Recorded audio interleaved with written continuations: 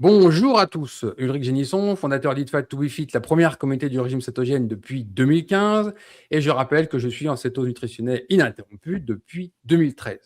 Aujourd'hui, je suis très heureux d'aller à la rencontre de Carole pour un nouveau portrait keto, parce qu'on vous a demandé votre avis il n'y a pas très longtemps, et vous avez tous été, quasiment tous, très enthousiastes sur sur la suite des portraits keto. Donc, on a relancé la série des portraits keto. J'ai une quinzaine de portraits keto en programmation. Et donc, aujourd'hui, Carole, 161e portrait keto. Bonjour, Carole.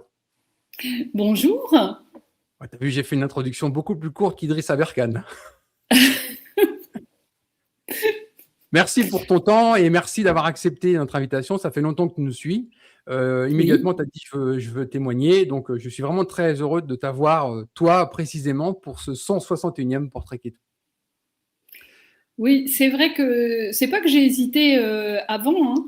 C'est juste que mon parcours me semblait pas forcément exceptionnel, puisque bah, j'ai pas perdu 25 kilos. Enfin bon, donc je me disais bon, est-ce que ça peut apporter quelque chose? Et au fil des autres portraits que j'ai moi-même visionnés, je me suis rendu compte que quand même les expériences, ça aide beaucoup, ça Mhm. rassure, ça conforte. Et voilà. Et du coup, je me suis dit, bah, si on reprend les portraits keto, bah, voilà, pourquoi pas moi? Allons-y. Et tu sais, l'immense majorité des gens arrivent avec les mêmes idées que toi en disant ouais, bah, ce que j'ai fait, c'est pas exceptionnel, je sais pas si ça vaut le coup de le raconter. Et finalement, tout le monde trouve le témoignage des autres utile. Donc, je rassure tout le monde, chaque témoignage est utile parce que chaque parcours de vie est différent. On a eu des épreuves dans la vie différentes, on vient d'endroits différents, on a une façon de faire les choses différentes. Et l'information que l'un va donner va peut-être plus résonner chez l'autre, mais au final, tous les témoignages sont utiles. Alors, est-ce que tu veux bien te présenter pour les gens qui ne te connaissent pas encore? Oui, alors j'ai 56 ans, je suis infirmière depuis 20 ans et je suis en alimentation cétogène depuis à peu près l'automne 2020. Mhm. Avant, je faisais déjà attention. Alors moi, je suis quelqu'un, j'ai toujours eu un physique généreux, comme on dit, et j'ai toujours fait attention tout au long de ma vie. Je fais partie de ces femmes qui ont fait beaucoup de régimes, Mhm. souvent avec l'effet évidemment yo-yo, hein, bien entendu. Mais j'avais quand même adopté une alimentation EIG-bas, Mhm. globalement, depuis plusieurs années. Euh, et puis, lors d'un accident de travail, qui m'a ensuite privé de mon emploi, bah, je suis restée tellement longtemps dans mon canapé euh, à devoir réfléchir à ce que j'allais faire et de me voir aussi profiter dans le sens vraiment propre du terme parce que je pouvais plus du tout faire d'exercice, hein, je me suis fait opérer d'un genou et avec beaucoup de complications, j'ai fait 2 ans d'algodystrophie, enfin bon, c'est un peu la galère. Ce qui m'a emmené à me renseigner. Alors je me disais, bon, bah alors qu'est-ce qui me reste comme choix? Est-ce que je mange juste un petit pois par jour ou est-ce que je me renseigne pour savoir s'il n'y a pas d'autres styles alimentaires voilà. Et c'est comme ça que petit à petit, j'ai découvert l'alimentation cétogène. Alors j'ai d'abord découvert sur les réseaux sociaux, donc plutôt le keto très gras, très un peu malbouffe d'abord. Mhm. Mhm. Et là, je me suis dit, bah quand même, ça c'est incroyable. Alors, est-ce qu'on peut se gaver comme ça de trucs enfin, que moi je considérais comme pas équilibrés? Mhm. Et puis petit à petit, au fil de mes lectures, je me suis rendu compte qu'effectivement, bah, c'était comme un peu partout. Il y a la bonne alimentation cétogène, ce que toi tu appelles le bien formulé, Voilà. Mhm. et le reste, où là, on fait croire aux gens qu'ils vont pouvoir. C'est pas grave, ils peuvent plus manger de frites, mais alors ils peuvent manger plein d'autres trucs Mhm. euh, qui sortent du magasin, du moment que c'est bien gras, Mhm. c'est bon. Mhm. Voilà. Donc j'ai affiné petit à petit. J'ai commencé avec le grand livre de l'alimentation cétogène, et puis après bon, bah, des grands classiques aussi, de gens plutôt sérieux. Après, évidemment, Bonjour Keto, et puis j'ai commencé à lire des articles, enfin voilà. Juste une petite Et aparté, je vais prévenir parce que tu vois, tu viens d'un monde avant IA, tu vois. Juste pour rappel, 80% des nouveaux livres produits sur Amazon, disponibles sur Amazon, sont des faux livres. C'est de la merde, vraiment. Et je vois énormément de gens désinformés avec de faux livres sur Amazon. Ils ont l'impression de lire un livre et de lire un truc intelligent. L'auteur n'existe pas. Ça a été écrit en 5 minutes avec l'IA et vous avez de fausses informations.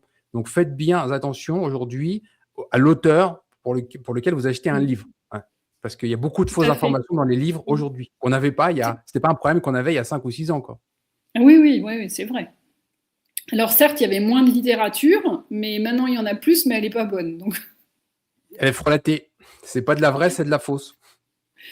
voilà. Donc moi, l'alimentation cétogène, j'ai perdu un peu de poids, hein. Je crois que j'ai perdu 10 ou 11 kilos quand même avec l'alimentation cétogène, mais c'était pas mon but premier d'abord. C'était surtout moi le côté anti-inflammatoire, Mhm. parce que j'ai énormément, alors j'ai bien un corps d'infirmière, n'est-ce pas? J'ai de l'arthrose partout. Et donc, je faisais énormément de poussées. Parfois, j'ai travaillé, enfin parfois, oui, on va dire parfois, dans des services où c'était difficile. Donc, j'étais fatiguée physiquement, stressée, parce qu'il y avait un turnover incroyable. Donc, tu crois être en repos, pouf, on t'appelle, il faut y retourner. Ou tu as fini ta matinée, tu es content, ta collègue d'après-midi n'arrive pas, donc tu restes. Enfin voilà, tout ça, ça a créé un terrain, ça m'a donné des inflammations quasi permanentes Mhm. et j'avais des troubles du sommeil de plus en plus sévères. Alors ça, Voilà. par contre, beaucoup de gens l'ont pu l'expérimenter. C'est directement lié. Quand tu baignes dans le stress, tu baignes dans le cortisol. Mm. Et cortisol et santé, et cortisol et bon sommeil, c'est pas compatible. Oui, Voilà. oui. Donc, c'est pour ça que je dis le régime cétogène, l'alimentation cétogène est importante. Le régime cétogène bien formulé, c'est-à-dire riche en micronutriments, est encore plus important. Mais s'il y a un style de vie néfaste autour, par exemple, le travail posté avec un coup de nuit, un coup de jour, gros stress, tu pourras faire tout ce que tu veux au niveau alimentation, tu ne pourras pas combler, équilibrer ton problème de mode de vie, de stress et de désalignement circadien. Voilà. Oui. C'est pour ça que des fois, les gens sont en échec parce qu'au niveau de leur style de vie autour, ben, il y a un changement radical à faire. Et j'ai beaucoup de respect Bah, pour le personnel soignant parce que aujourd'hui, les médecins, les infirmières, les personnes qui travaillent de nuit, les pompiers, la police, enfin tout ce que vous voulez, ils sont littéralement en danger. Ils ont une espérance de vie réduite, ne serait-ce que par leur travail posté de nuit. mm. Voilà. Bah oui. Et donc, Moi, c'est j'ai pas important. fait, j'en ai fait un peu en dépannage, mais je ne faisais pas de la nuit. Mais c'est vrai qu'on a des rythmes quand même assez différents, un coup du matin, un coup du soir, un coup de nuit, voilà. C'est vrai que c'est pas linéaire et à chaque prise de poste, tu te demandes qu'est-ce qui va encore t'arriver ce jour-là. Mhm. Parce que on est tout le temps en sous-effectif, enfin bon, voilà. Ça, c'est le, c'est le climat. Alors, c'est vrai que après mon accident du travail, comme je suis plus allée travailler, ça s'est un peu amélioré. Il a fallu du temps quand même parce que j'étais quand même hyper inquiète de mon devenir. Donc, Mhm. ça m'a empêché complètement de lâcher prise. Mais malgré tout, j'ai réussi à mettre en route des routines qui m'ont permis petit à petit de réguler un peu mon sommeil et d'être un peu moins stressée. Mhm. Voilà, ce qui fait que quand j'ai fait mes dernières analyses, mon taux de cortisol était tout à fait normal, ça, ça se passait bien. J'ai quand même récupéré, je pense, pas loin de 2 à 3 heures de sommeil par nuit. Mhm. Alors, si je peux encore faire une petite parenthèse, ça va t'intéresser. Excusez-moi pour ceux qui vont encore se plaindre en disant Ulrich, il interrompt tout le temps. C'est des informations qui sont, je pense, utiles. On a une étude qui nous explique ceci. Cohorte suivie on est sur 10 ou 15 ans, monitorée pour le sommeil Mmh. et espérance de vie. Et on se rend compte que la chose la plus importante, c'est d'avoir de sommeil régulier. Par exemple, les gens qui font 10 heures, 6 heures, tous les jours. À partir du moment où les gens ont un sommeil irrégulier en heure de lever et en heure de coucher, la mortalité augmente. C'est ce qui s'appelle le désalignement circadien. Nous sommes des machines normalement. Nous avons un pic de cortisol à telle heure le matin, nous avons un pic de mélatonine à telle heure la nuit. Nous devons nous coucher à la même heure. Donc les gens, ils doivent avoir de façon impérative une hygiène du sommeil. C'est plus la télé qui décide quand vous allez vous coucher. C'est vous qui dites, voilà, je me prépare à aller m'endormir à 9h30, à 10h, je suis prêt à dormir, je dors à 10h, et naturellement, sans réveil, à 6h, je me lève, j'ai mes 8 heures de sommeil. Voilà l'idéal pour l'être humain. Si on ne fait pas ça, on met en danger tout un tas de choses, et aussi la réparation des tissus, l'arthrose, etc. avec le temps. Le désalignement circadien, c'est un problème qui est vraiment sous-estimé. Oui, moi, je suis assez d'accord, et c'est vrai pour que le cortisol, les analyses sanguines ne servent à rien. Oui. Les seules analyses qui servent, c'est des analyses salivaires. Et vous en faites au moins 5 par jour. Ce qui permet de faire une courbe. Ça permet de voir avant le pic de cortisol, jusqu'où le pic de cortisol va le matin. Et ensuite, qu'il y a une bonne baisse jusqu'au soir à l'endormissement. Parce que la moyenne de cortisol, elle ne sert à rien. Si vous baignez à des niveaux moyens de cortisol, vous n'avez pas assez de cortisol le matin pour le pic et vous avez trop de cortisol le soir pour vous endormir. Et vos problèmes de sommeil sont liés à un niveau de cortisol trop élevé. Voilà. Et donc, c'est pour ça qu'il n'y a que le test salivaire qui permet de faire ça généralement 5 fois par jour pour faire une courbe. Ce qui n'est absolument pas fait en première intention. Voilà. Bien sûr. Comme tant d'autres choses d'ailleurs, parce que c'est vrai que quand on demande des bilans pour voir s'il y a un problème, voilà.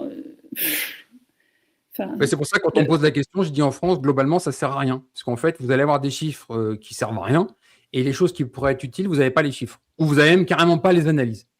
Oui, c'est ça. Ou c'est pas les bonnes. Elles ne sont pas suffisamment même carrément, poussées. Les laboratoires qui ne les proposent pas. Il y a certaines analyses, par exemple, sur le système immunitaire qui concernent toutes les maladies auto-immunes. En France, il n'y a même pas un laboratoire qui les propose. Le seul laboratoire qui fait ça, c'est un laboratoire de recherche, mais un médecin qui fait une prescription pour ça, en France, il n'a pas de laboratoire pour faire le résultat.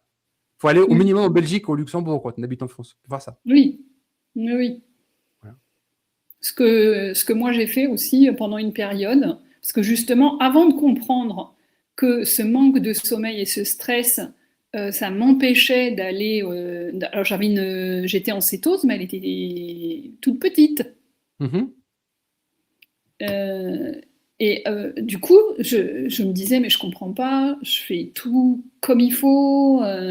La seule façon d'augmenter ma cétose, c'était de jeûner. Sinon, j'étais à 0,6, 0,8, 0,9. Pourquoi je suis plus haut? Oui, non, mais parce que sur le coup, les premières années, je me disais, je voyais tous les résultats, tu sais, des gens qui affichent leur cétose, je me disais, bah merde, pourquoi moi... On est d'accord pour dire quand même qu'aujourd'hui, les réseaux sociaux sont une belle source de désinformation. Et tout ce qu'il faut pour embrouiller les esprits. Exactement. Voilà. Parce qu'au départ, effectivement, je m'en contentais, je me disais, bon, bah nickel, ça se passe bien. Et à force de voir cet afflux, je me suis dit, bah non, c'est pas bon alors. Et donc, j'ai voulu absolument grimper. Et ce qui fait que je me suis aussi imposé un style de plus en plus dur où j'ai réduit vraiment les aliments que je mangeais. Pendant une période, j'ai fait ça. Je voulais plus manger un poivron parce que trop de glucides. Alors les tomates, n'en parlons pas, surtout les tomates cerises. Non, ça je peux pas toucher. Voilà. Donc je commençais à devenir un peu fada. Et jusqu'au jour où j'ai dit non, là ça suffit. Avant j'avais les mêmes bénéfices, alors que là je me sens pas bien, je me sens frustrée. Donc il faut que je remette les choses bien à l'endroit. Donc du coup, je suis passée par une phase low carb aussi, où j'ai dit bon bah j'ai envie de manger des lentilles. C'était des lentilles à l'époque. Et j'ai dit, bah voilà, oui, ça va faire beaucoup plus de glucides que d'habitude, mais je suis pas obligée de me remplir mon assiette. Voilà, donc j'ai commencé par une cuillerée comme ça à soupe, mélangée avec des fibres et des protéines, bien sûr. Et petit à petit, alors en général, ça s'est fini par, je me suis rendu compte que je revenais toujours à mes assiettes basiques cétogènes, parce que de plus en plus, j'apprenais à aimer de plus en plus les aliments que je mangeais. C'est comme si je retrouvais le goût. Mhm. Alors qu'avant, je cherchais des recettes avec plein d'herbes, de sauces, de je sais pas trop quoi. Et finalement, j'ai redécouvert certains aliments. Mhm. Et c'est vrai aussi, ce qu'on dit, c'est qu'au bout d'un moment, tes goûts, ils évoluent. Et il y Tout a à des fait. choses que j'adorais, que je n'aime plus, ou que je trouvais indispensables. Par exemple, les pâtes, le riz, pour moi, c'est plus important. Ça ne me manque pas du tout, mais alors vraiment pas du tout. Tu vois, c'est Après pour les ça que ton sucres, témoignage est important parce que beaucoup de gens sont encore freinés avec ça. Du genre, le pain est indispensable à ma santé. Moi, je mange du pain, des pâtes, du riz tous les jours quasiment. Pas question que j'en sorte. Ou alors l'opposé, le sucre directement. Moi, les gâteaux, tout ça, c'est super important pour moi. Je peux pas vivre sans ça. Et en fait, on le voit par l'expérience que c'est totalement possible.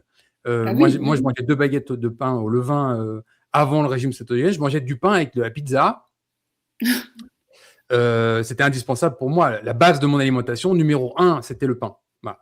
Et est-ce que je vis totalement sans frustration sans pain? Oui. Et toi, tu nous dis que tu avais certains goûts avant, certaines appétences pour certains aliments, et que ça passe, et que tu te retrouves vraiment à te faire plaisir avec d'autres aliments. Ça, c'est important. oui, oui, oui. Alors c'est pas venu en 48 heures, hein, évidemment, mais je pense qu'il y a à la fois effectivement au niveau du palais, il se passe des trucs, mais il y a aussi il faut se déshabituer de choses qu'on pense essentielles. Mhm. Si déjà on est dans la démarche ça je sais qu'à long terme ça va me faire du mal, Mhm.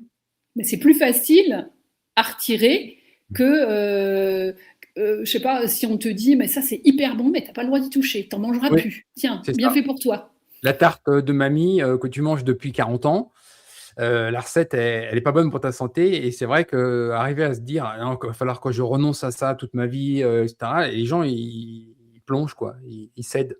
Ouais. Autre point important aussi, la recomposition du microbiote intestinal.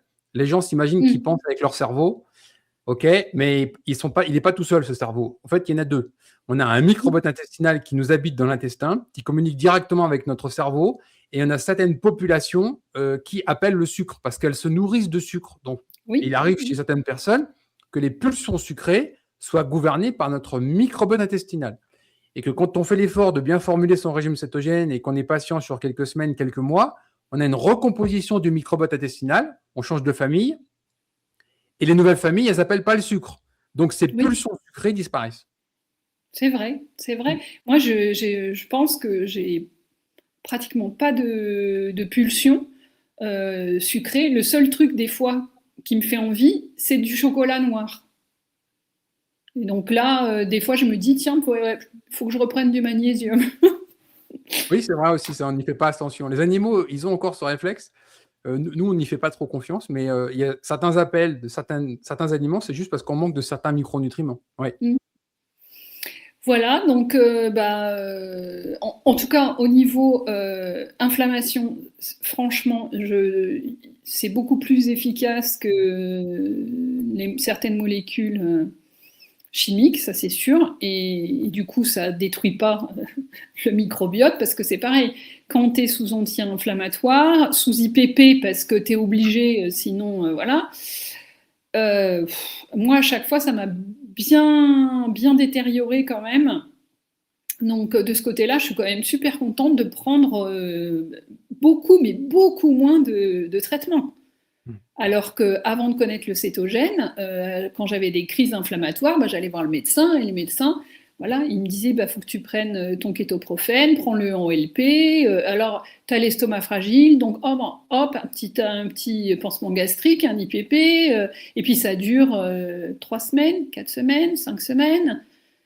Donc de ce côté-là, ça hyper efficace. Après, La clarté mentale aussi. Alors au départ, je me disais, mais c'est quoi ce truc de clarté mentale dont tout le monde parle?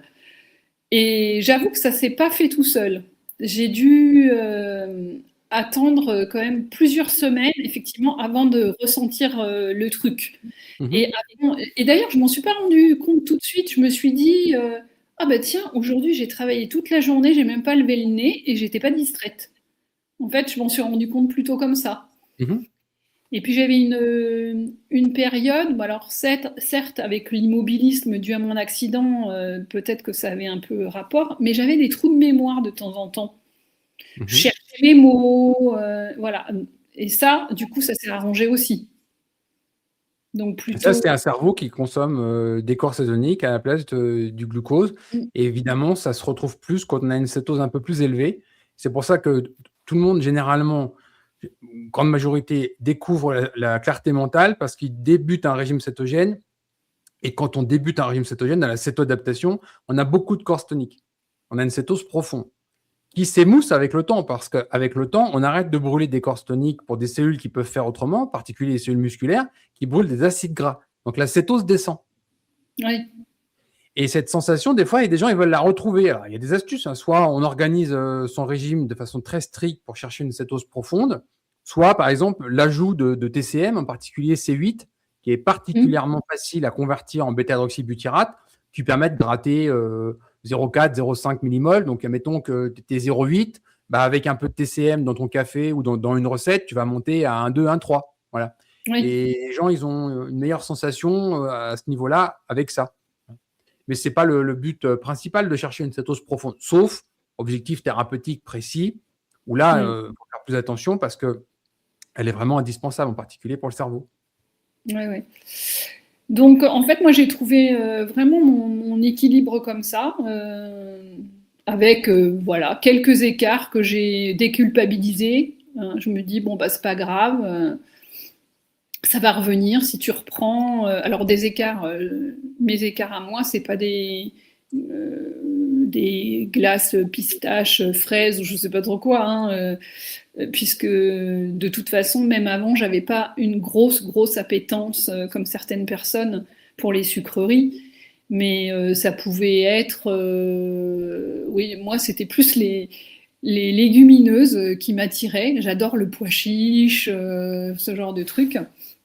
Et puis un peu d'alcool, puisque à l'époque, c'est pareil, j'étais moins bien renseignée qu'aujourd'hui. Donc, en tant que bonne Française, je me disais, moi je bois que du vin. Mhm. Donc je me disais, bah, pas de problème, le vin c'est autorisé, on a le droit, c'est plein de polyphénol, c'est chouette ça. Voilà, donc là il y a eu un travail aussi de fait pour savoir bah, d'abord qu'est-ce que ça fait sur ta cétose. Hein. Bon, tu sais que tu te déglingues à chaque fois la cétose dès que tu bois un verre, parce que bon, faut quand même bien traiter cet alcool que le corps finalement considère comme du poison. Mhm. Donc, bah, ça m'a amené petit à petit, là, pareil, alors, moi, je buvais que le week-end. Je n'étais pas une grande consommatrice, mais j'aimais bien mon petit verre de Bourgogne ou mon petit verre de blanc, voilà. Et finalement, c'est vrai que il faut vraiment faire la part des choses. Hein. Le French Paradox, faut arrêter un peu de le mettre sur un piédestal. Alors certes, il y a peut-être des études qui ont démontré qu'on s'en sortait mieux que les autres, mais c'était avant d'abord, parce que je pense qu'aujourd'hui c'est plus le cas. Et même si ça nous fait pas plaisir, parce que apparemment on est quand même un peuple qui aime bien boire un bon coup, il faut quand même se dire que on se fait du mal. Mhm. Donc faut au moins le faire en vraiment en toute. L'important, moi, je suis vraiment un grand défenseur de la liberté individuelle. Et pour moi, les gens, à partir du moment où ils ne nuisent pas aux autres, ben, ils font ce qu'ils veulent, quoi. Mais la seule chose que je combats, c'est le mensonge. Parce qu'aujourd'hui, on a entouré plein de choses, plein d'informations, vraiment de mensonges à dessein. Et alors, les bienfaits de l'alcool, c'est à dessein. Déjà, tous les gens qui défendent l'alcool, ils picolent, il faut être clair. Donc, en gros, ils trouvent tous les artifices possibles, imaginables pour essayer de trouver les bienfaits, sans mettant de côté tous les problèmes d'à côté. Exemple, on a des gens qui, dans les années, jusqu'à fin du 19e siècle, travaillaient beaucoup, travailleurs de force, dans les mines, agricoles, etc. Et ils s'enfilaient 2-3 litres de gros rouge tous les jours. Et ils n'avaient pas Oui. particulièrement de problème. Oui, très bien. Alors, premier point, les produits phytosanitaires n'existaient pas. Pour commencer. C'était des petits vins de campagne. Moi, je viens d'un petit village, 700 habitants. Il y avait 70 agriculteurs au 19e siècle. Tout le monde avait ses vignes, tout le monde faisait son pinard. Mon arrière-grand-père avait encore un pressoir chez lui. On n'achetait pas de vin, en fait. Les gens, ils le faisaient chez eux. Et donc, c'était des petits vins qui étaient à 8 degrés d'alcool, et pas à 13, comme les Bordeaux ou les Bourgognes maintenant. On parlait des alcools forts, whisky, etc. Alors là, c'est encore autre chose. Mais juste sur le vin, pas de produits phytosanitaires. Et puis, c'était des gens qui, vraiment, littéralement, brûlaient leur alcool par leurs dépenses physiques, ce qui n'est plus le cas aujourd'hui. Oui. Mais oui, tout à fait. En plus, il y a une différence métabolique de base entre un homme qui boit de l'alcool et une femme. Ce n'est pas du tout la même chose. C'est deux contextes différents. Donc déjà, il faudrait être traité comme ça. Ensuite, il y a vraiment le vrai gros problème des produits phytosanitaires. Moi, je suis expert agroalimentaire à la base. Je peux te faire une dissertation de 4 heures sur tout ce que les gens ils boivent comme produits phytosanitaires dans les vignes. Les vignes, c'est les plus petites surfaces agricoles en France. C'est elles qui absorbent à l'hectare le plus de produits phytosanitaires. Je sais que nous, dans la région, on est très mauvais. Les vins bio, parce que personne n'a 500 hectares de vignes bio d'un bloc. Ils sont contaminés par les vignes d'à côté. Oui. Et aujourd'hui, on se retrouve même à avoir des résidus de pesticides, même dans les vins bio. C'est un scandale. Et alors, vraiment, il y a tout un tas de gens qui sont des fraudes, qui veulent défendre les bienfaits du vin. Par exemple, pour les polyphénols, mais c'est une connerie monumentale. Par exemple, tu prends 100 bouteilles de vin. Moi, je connais des gens qui le font, ça. Je connais les laboratoires qui font les analyses. Vous prenez 100 bouteilles de vin, sans échantillon, vous envoyez en laboratoire. Vous regardez ce qui se passe dedans. Et la théorie, c'est bien, mais la pratique, c'est mieux. $300 l'analyse. Bon. Et là, on voit ce qui se passe. Polyphénol, mais il y a une bouteille sur 100 qu'on a. Pourquoi ? Parce que les polyphénols, plus la vigne a peiné, plus la vigne est dans les cailloux, plus la vigne a eu un environnement difficile et plus elle va produire de polyphénol. Mais aujourd'hui, ce n'est pas les vignes qui font les meilleurs rendements, ça. Les meilleurs rendements, on a des gros rendements avec quasiment rien en polyphénol. Avant d'avoir atteint les niveaux de polyphénol que vous avez dans un simple supplément, vous allez vous enfiler 500 litres de gros rouge par jour. C'est un mythe, ça. C'est du marketing. Comme le régime méditerranéen. Le régime méditerranéen, mais c'est du folklore. Il suffit juste de se déplacer avec sa petite voiture, d'aller au Portugal, en Espagne, au Maroc, à Chypre ou en Israël pour voir que les gens ne mangent pas du tout la même chose. Alors, c'est quoi le régime méditerranéen ? C'est juste sorti de la tête de quelques scientifiques qui ont voulu vous vendre de la merde, parce que c'en est. Vraiment, c'est de la merde. Ça repose sur rien. C'est la même chose qu'Anselki a fait dans les années 60, mais pour le régime méditerranéen. Et il suffit de voir aujourd'hui, statistiques à l'appui, que les populations qui ont le plus de stéatose hépatique, c'est le bassin méditerranéen. C'est con, On arrive à 30% des gens. Les Italiens, les Grecs, les Espagnols, champions de la stéatose hépatique. Bon, c'est vrai que nous, les Américains, avec le fructose, on est 2-3% au-dessus. Mais si tu exclus les Américains, les champions de la stéatose, c'est la zone méditerranéenne.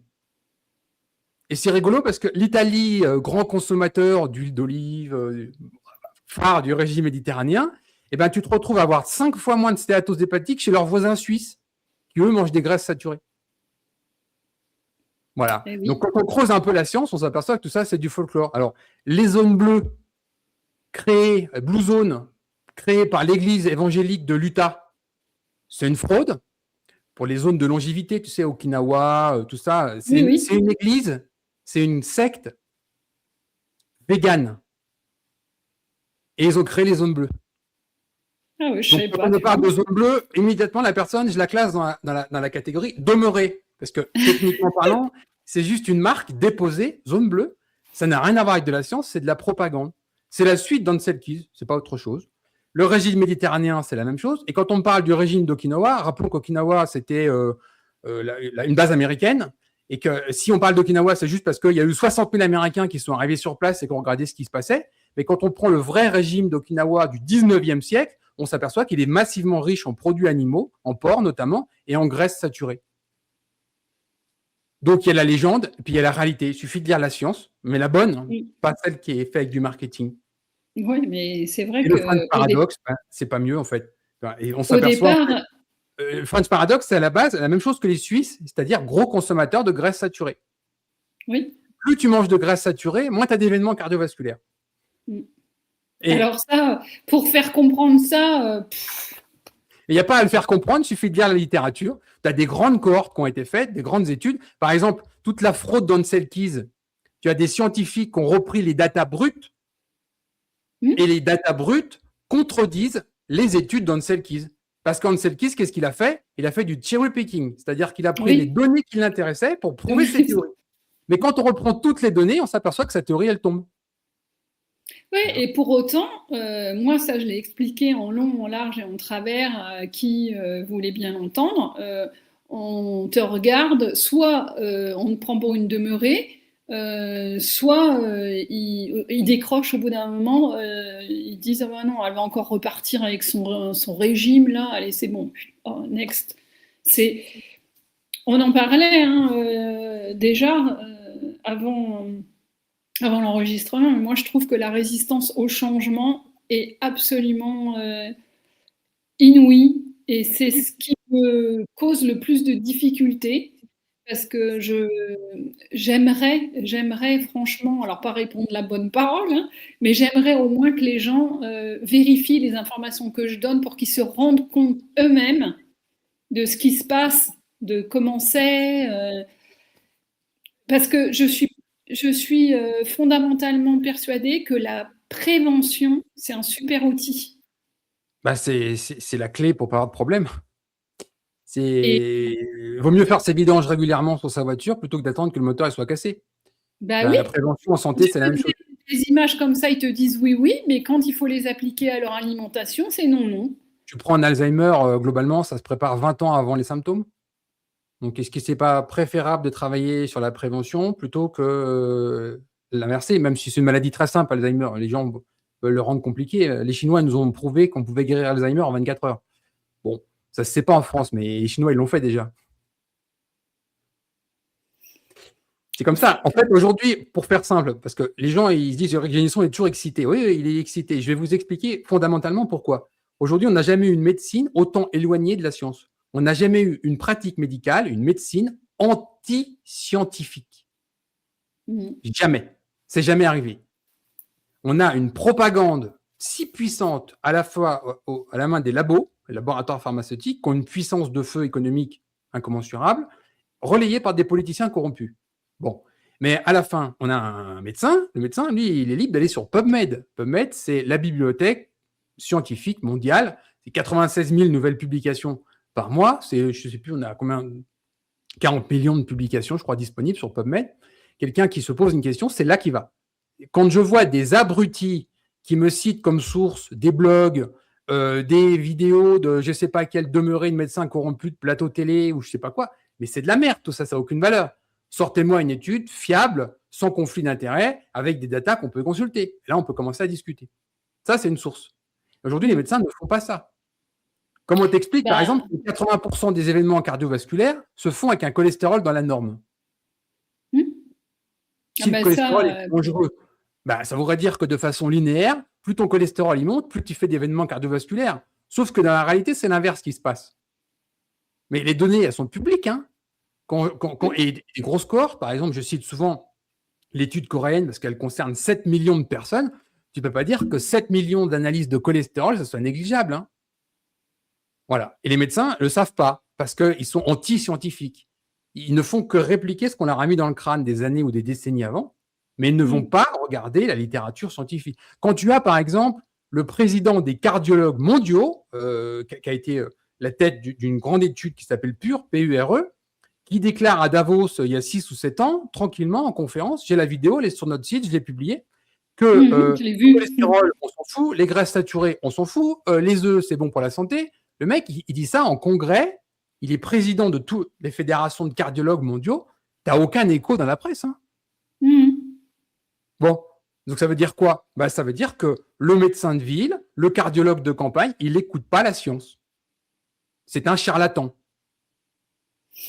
Après, je ne sais pas si c'est par manque de temps qu'ils ne prennent pas le temps, parce que les médecins ont l'air d'être noyés tout le temps dans leurs consultations. Ils prennent bien le temps de prendre des visiteurs médicaux pour prendre des publicités, les congrès de formation aux îles, je ne sais pas quoi, payés 10 000 par tête, pour avoir une belle publicité pour la dernière statine à la mode. Ils prennent le temps.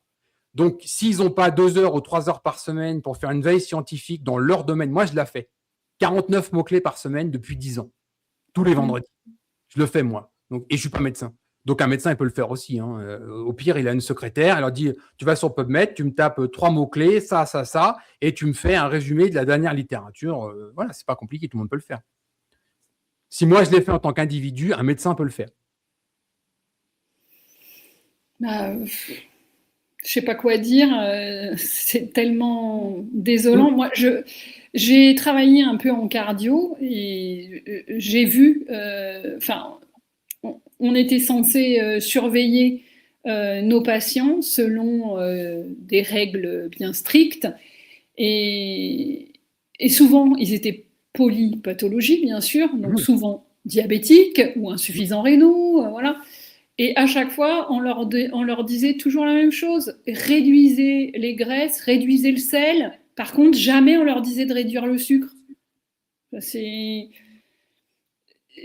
Au bout d'un moment, c'est vrai que ça me posait question de travailler dans des endroits où je disais le contraire de ce que je pensais.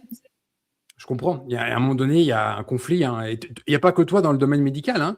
Moi, j'ai vu, par exemple, deux boulangers que j'ai eu comme clients en France qui ont arrêté.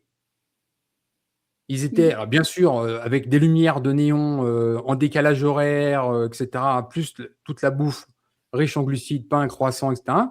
Et ils me disent, voilà, je suis un régime cétogène, ça fait 1 an et demi, j'ai perdu 40 kilos, je me recycle, je change de métier parce que je ne peux plus supporter d'avoir cette sensation d'intoxiquer les gens. Oui.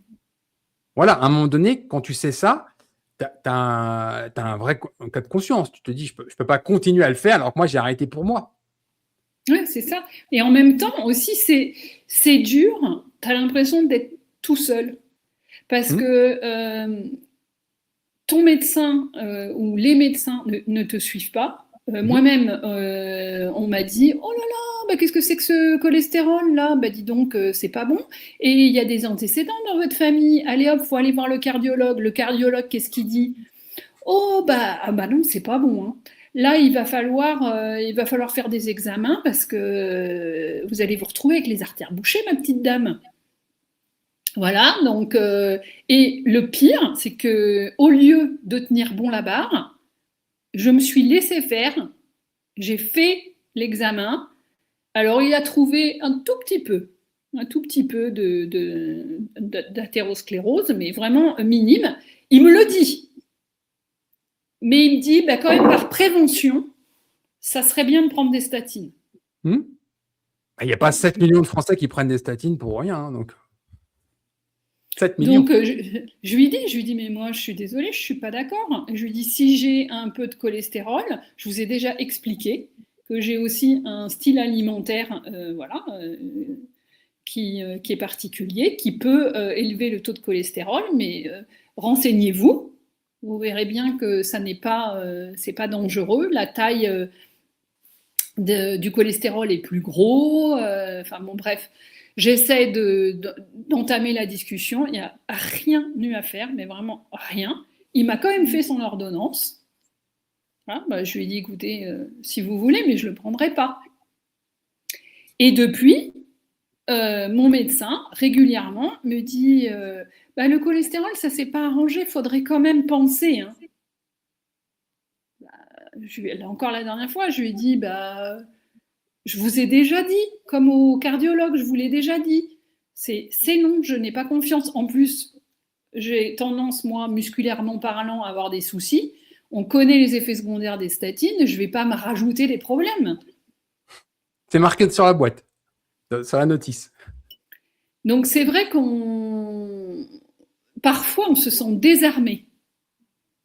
Et tu peux rien faire. Faut bien comprendre que les normes de cholestérol, elles ont été faites pour vendre des statines. Bah oui, de toute façon, ils ne cessent de baisser sans arrêt. Il y a 60 ans, c'était 3,5 g total cholestérol.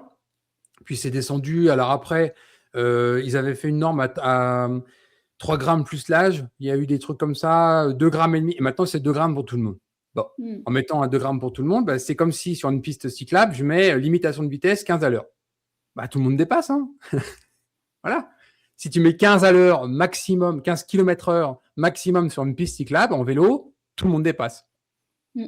Et ben, quand Oui, tu et mets puis, 2 grammes de cholestérol total, on va dire que naturellement, je dis bien des gens qui sont même en régime riche en glucides, etc., tu as un bon 40-50% qui dépasse.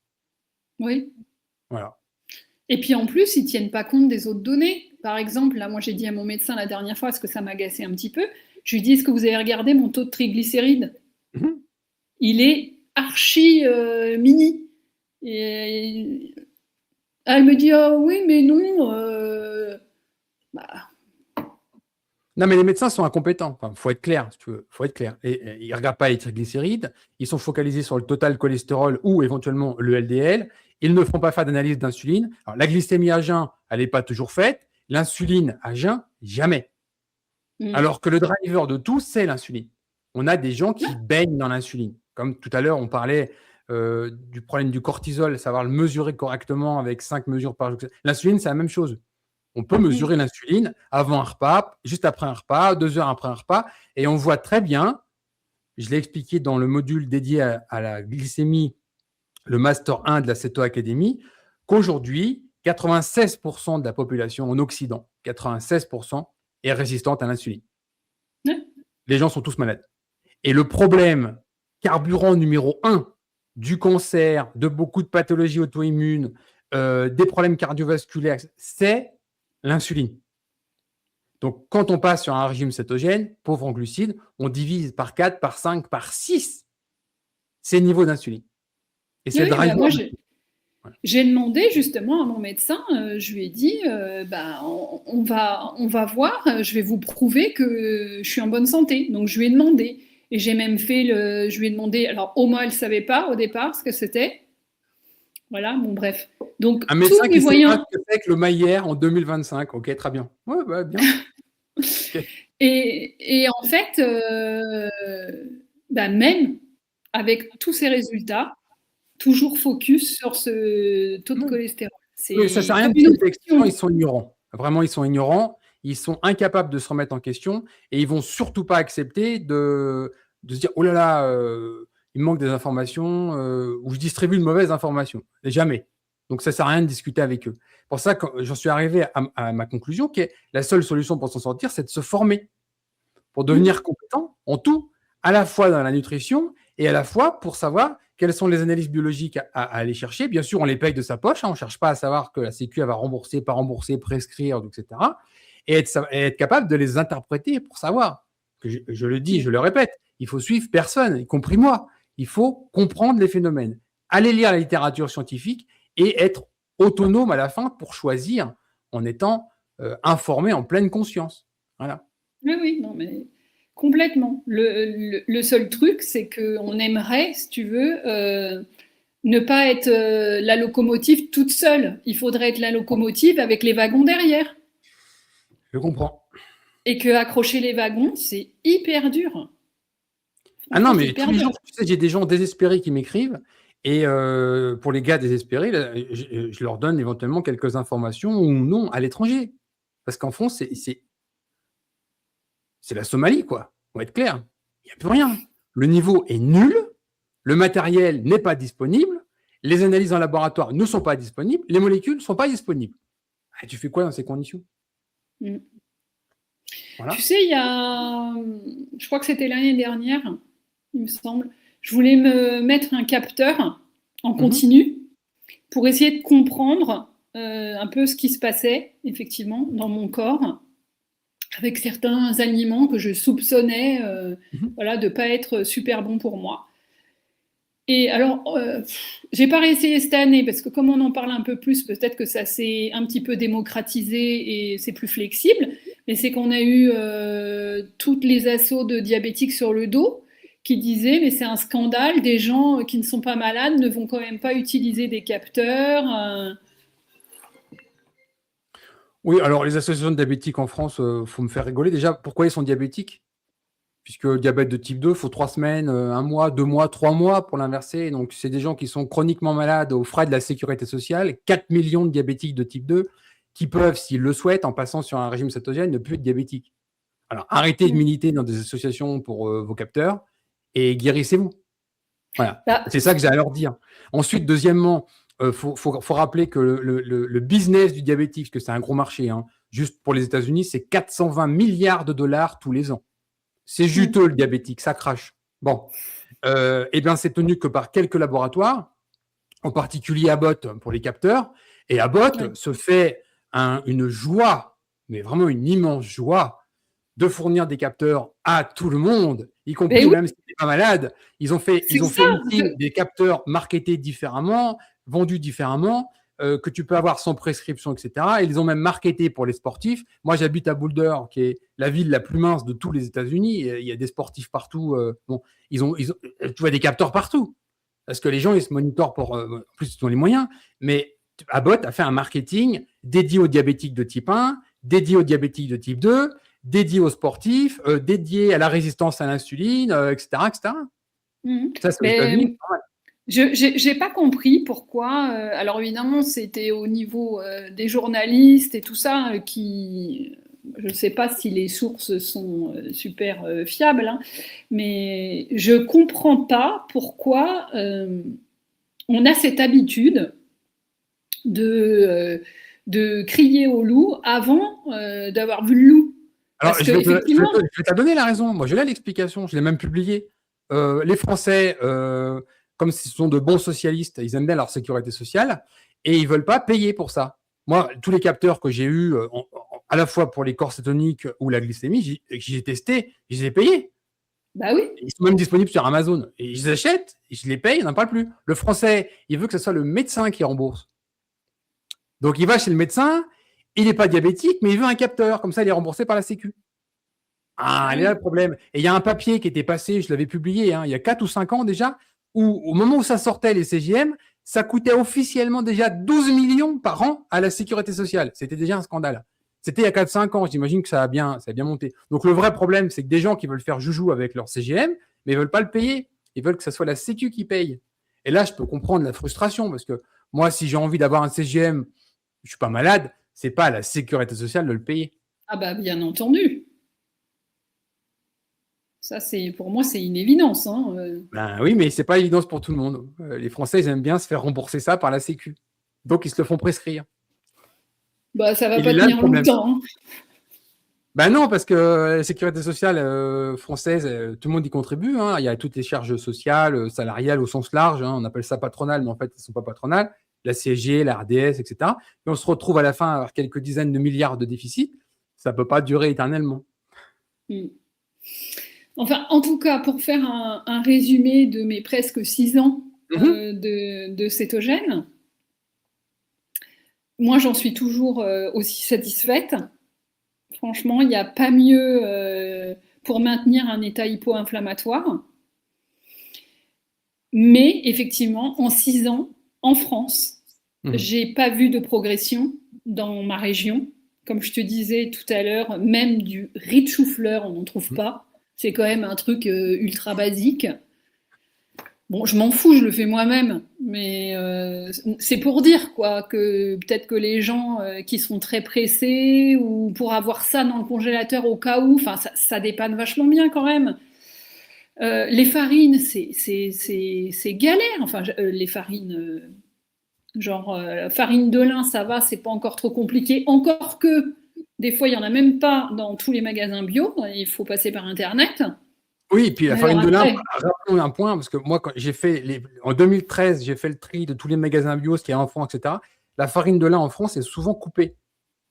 Elle est coupée du riz. Des fois, tu as marqué farine de lin, 80% de farine de riz. Et ils te mettent farine de lin dessus. Attention. Ouais, en plus, oui, même pour la farine de lin, c'est compliqué en France.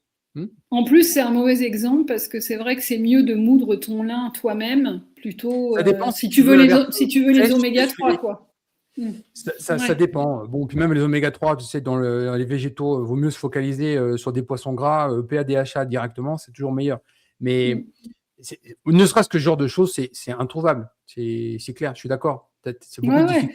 Alors après, quand tu vas choisir, voilà, tu veux de la farine d'amande, vraiment de la farine, pas de la poudre. Ah bah là, c'est encore plus compliqué. Puis c'est comme ça pour tout, quoi. Oui, j'ai bien conscience de ça. J'ai espéré longtemps que ça s'améliore. Malheureusement, les années nous montrent que ce n'est pas le cas. Mm. Et effectivement, les établissements spécialisés qui vendent des choses plutôt allégées en glucides, type délices low carb, il y en a eu d'autres. Hein, il y a eu comment il s'appelait, Nalka aussi, qui faisait.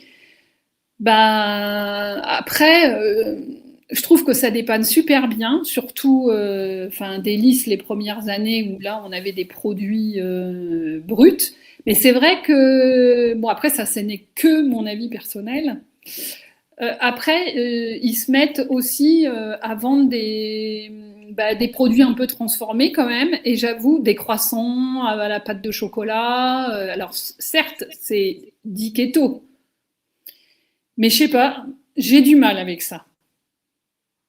Ah, mais de toute façon, nous, Et on a je- toujours prôné l'alimentation la plus brute possible. Idéalement, un régime cétogène bien formulé, si je le résume, hein, c'est de la viande, des produits de la mer, des légumes, des produits laitiers pour ceux qu'on mange, des huiles, enfin des corps gras qui sont identifiés. Hein, ça peut être du saindoux, de la graisse de bœuf, de la graisse de coco, du beurre, etc. Bon, très bien. Et puis après, de temps en temps, on se fait plaisir avec quelques pâtisseries cétogènes, idéalement de les faire à la maison parce qu'on contrôle tous les aliments. On l'a toujours dit. Dans l'industrie, ils mettent beaucoup de texturants, c'est-à-dire que c'est soit du Mm. gluten, soit une forme d'amidon modifié, soit des gommes de guar, gomme arabique, etc., qui sont très mauvaises pour Xanthan. l'intestin. Ouais, puis après, il y a tout le problème des sucrants, avec beaucoup de choses qui sont avec des sucrants de merde, maltitol, xylitol, etc., qu'on a expliqué qu'il fallait bannir des régimes cétogènes pour plein de raisons.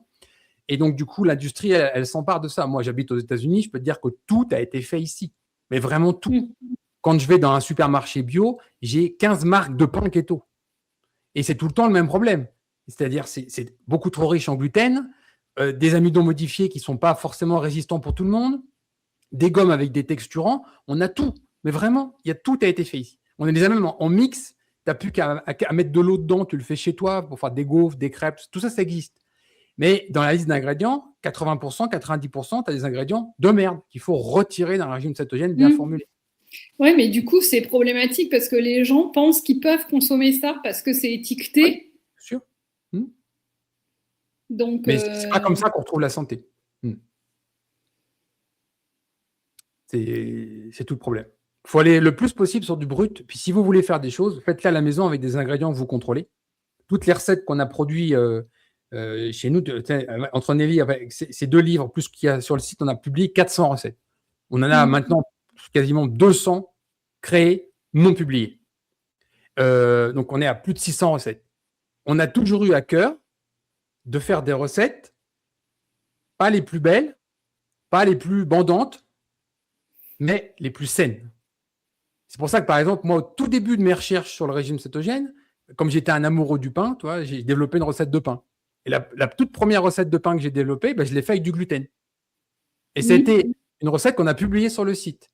Et immédiatement, on a compris l'importance de retirer le gluten, même si chez certaines personnes, il ne posera pas de problème. Globalement, il va poser des problèmes. Et finalement, c'est une recette qu'on a supprimée du site. C'est une de mes premières recettes développées. Donc, je ne vois pas pourquoi moi, je fais l'effort qu'on fasse des recettes 100% sans gluten, alors que de l'autre côté, l'industrie va produire des produits industriels, on va dire, massivement avec du gluten. Pour donner une idée, le gluten dans le blé, c'est environ 10%. Dans les pâtisseries industrielles keto, tu peux monter jusqu'à 50%. Oh. Ah oui. Ah oui. Et comme, Voilà. Donc, tu te retrouves à avoir un amidon modifié résistant qui n'est pas résistant chez tout le monde. Certains microbiotes peuvent les convertir. Tu ne peux pas le savoir à l'avance. C'est-à-dire, concrètement, tu prends un pain cétogène, tu le donnes à 10 personnes. Chez 9 personnes, la glycémie ne bouge pas. Chez une, elle explose. C'est le même pain. Pourquoi ? Parce que le microbiote intestinal d'une personne est différent et va utiliser cet amidon résistant. Mais ça, tu ne peux pas le savoir à l'avance. OK ? Donc, techniquement parlant, ils peuvent étiqueter. Moi, j'ai des pains ici, ils sont marqués 0 glucides. C'est pour moi factuellement faux. Mais les gens, ils se font tromper par le marketing. Oui. Et puis, le problème gluten, où tu n'es plus sur une proportion de 10-12% de gluten dans ton pain, mais de 50%. Voilà. Oui. Il n'y a pas à tortiller. Les choses les plus belles, On en a fait plein d'ailleurs. On en a des recettes qu'on a réussi. On n'en a jamais parlé parce qu'elles sont malsaines, elles sont mauvaises. On les publie pas. Nelly, Oui. elle a passé 1 mois et demi à développer un macaron keto. On l'a jamais publié. Il est parfait le macaron. Tu le goûtes, il fait complètement illusion. On pourrait vendre cette recette une fortune. On l'a pas fait. Ça sera mauvais pour la santé. Tu vois, mais l'industrie elle en a rien à foutre, elle. Elle dit que c'est keto parce qu'il y a 2 grammes de glucides au 100 grammes. Et hop, terminé. Oui. Quand ton intestin va faire avec, c'est pas leur problème. Mm. C'est ça la réalité aujourd'hui du marché. Alors aux États-Unis, on a de l'avance parce que tout s'est développé, tout a été fait. Mais en France, un peu plus de retard, mais au fond, c'est le même problème. Tout ce qui est processed food, des aliments emblématiques, hein, par exemple les croissants, certaines pâtes, des pâtes feuilletées, etc. Il n'y a pas de secret. On peut les faire, mais elles ne sont pas saines pour la santé. Oui, oui.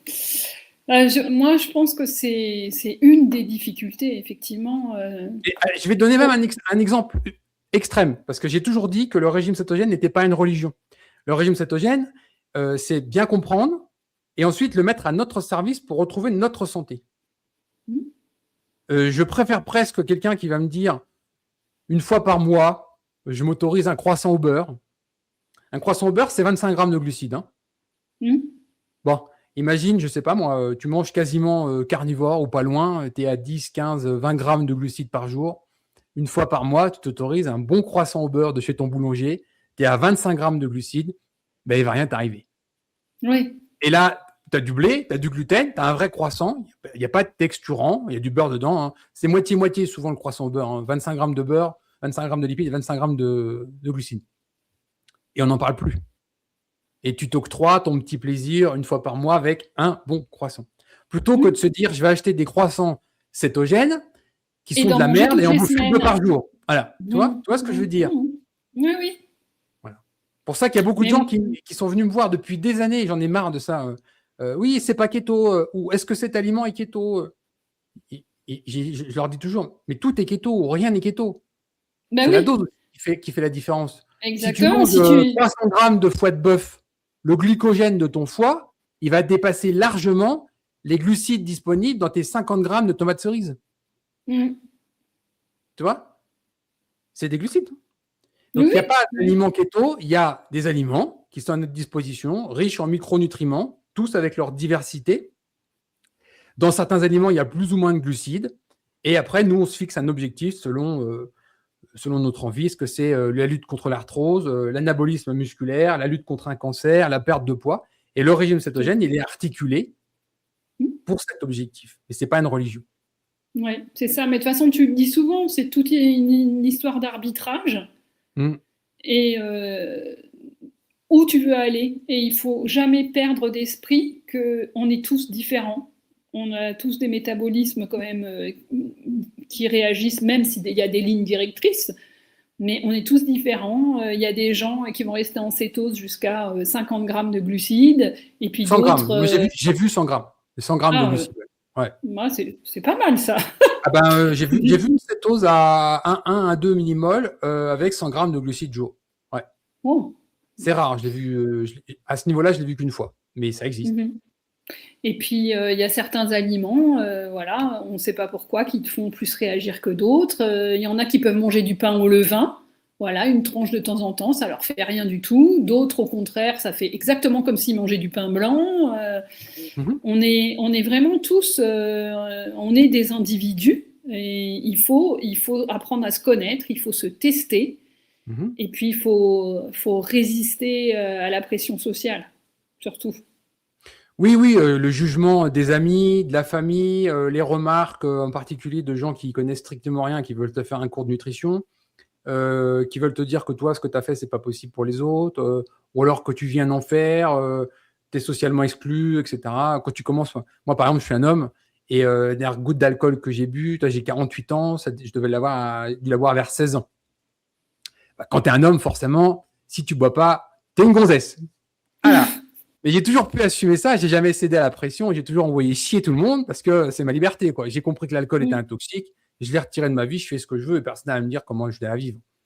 Mais pas tout le monde a cette force de caractère et les gens plient sous la pression sociale, que ce soit de médecins, d'amis, de collègues, etc., que ce soit pour l'alcool ou pour les glucides. C'est un vrai Oui, problème. effectivement, parce que c'est tellement éloigné de notre alimentation ordinaire que les gens sont pas forcément. Alors, il y a des gens qui, oui, sont stupides, ça c'est facile de résister, parce que c'est tellement débile que voilà. Mais ce qui est plus dur, c'est les gens qui sont pas méchants et qui pensent bien faire en te disant mais non, t'inquiète pas, c'est juste une fois, mais quand même, ne te prive pas, c'est pas grave. Mais c'est la répétition qui fait que c'est parfois difficile et de devoir se justifier. Imagine, toi, en tant qu'infirmière, le nombre de fois où tu as vu exactement ce que tu dis, par exemple, dans le cas du diabète de type 2. Tu sais ce que c'est que le diabète de type 2. Tu sais que la personne, elle a déjà des jambes qui ne sont pas en bon état, ça sent l'amputation. Et au final, à côté, tu as la fille ou la petite fille qui vient avec sa part de gâteau et qui lui dit « Oh, mais tu sais, c'est juste une fois, faut pas te priver, faut te faire plaisir. » Et imagine, quand tu vois ça, tu te dis « Mais on est dans un monde de fous, là. » Ah, mais je l'ai vu un nombre incalculable de fois. Voilà.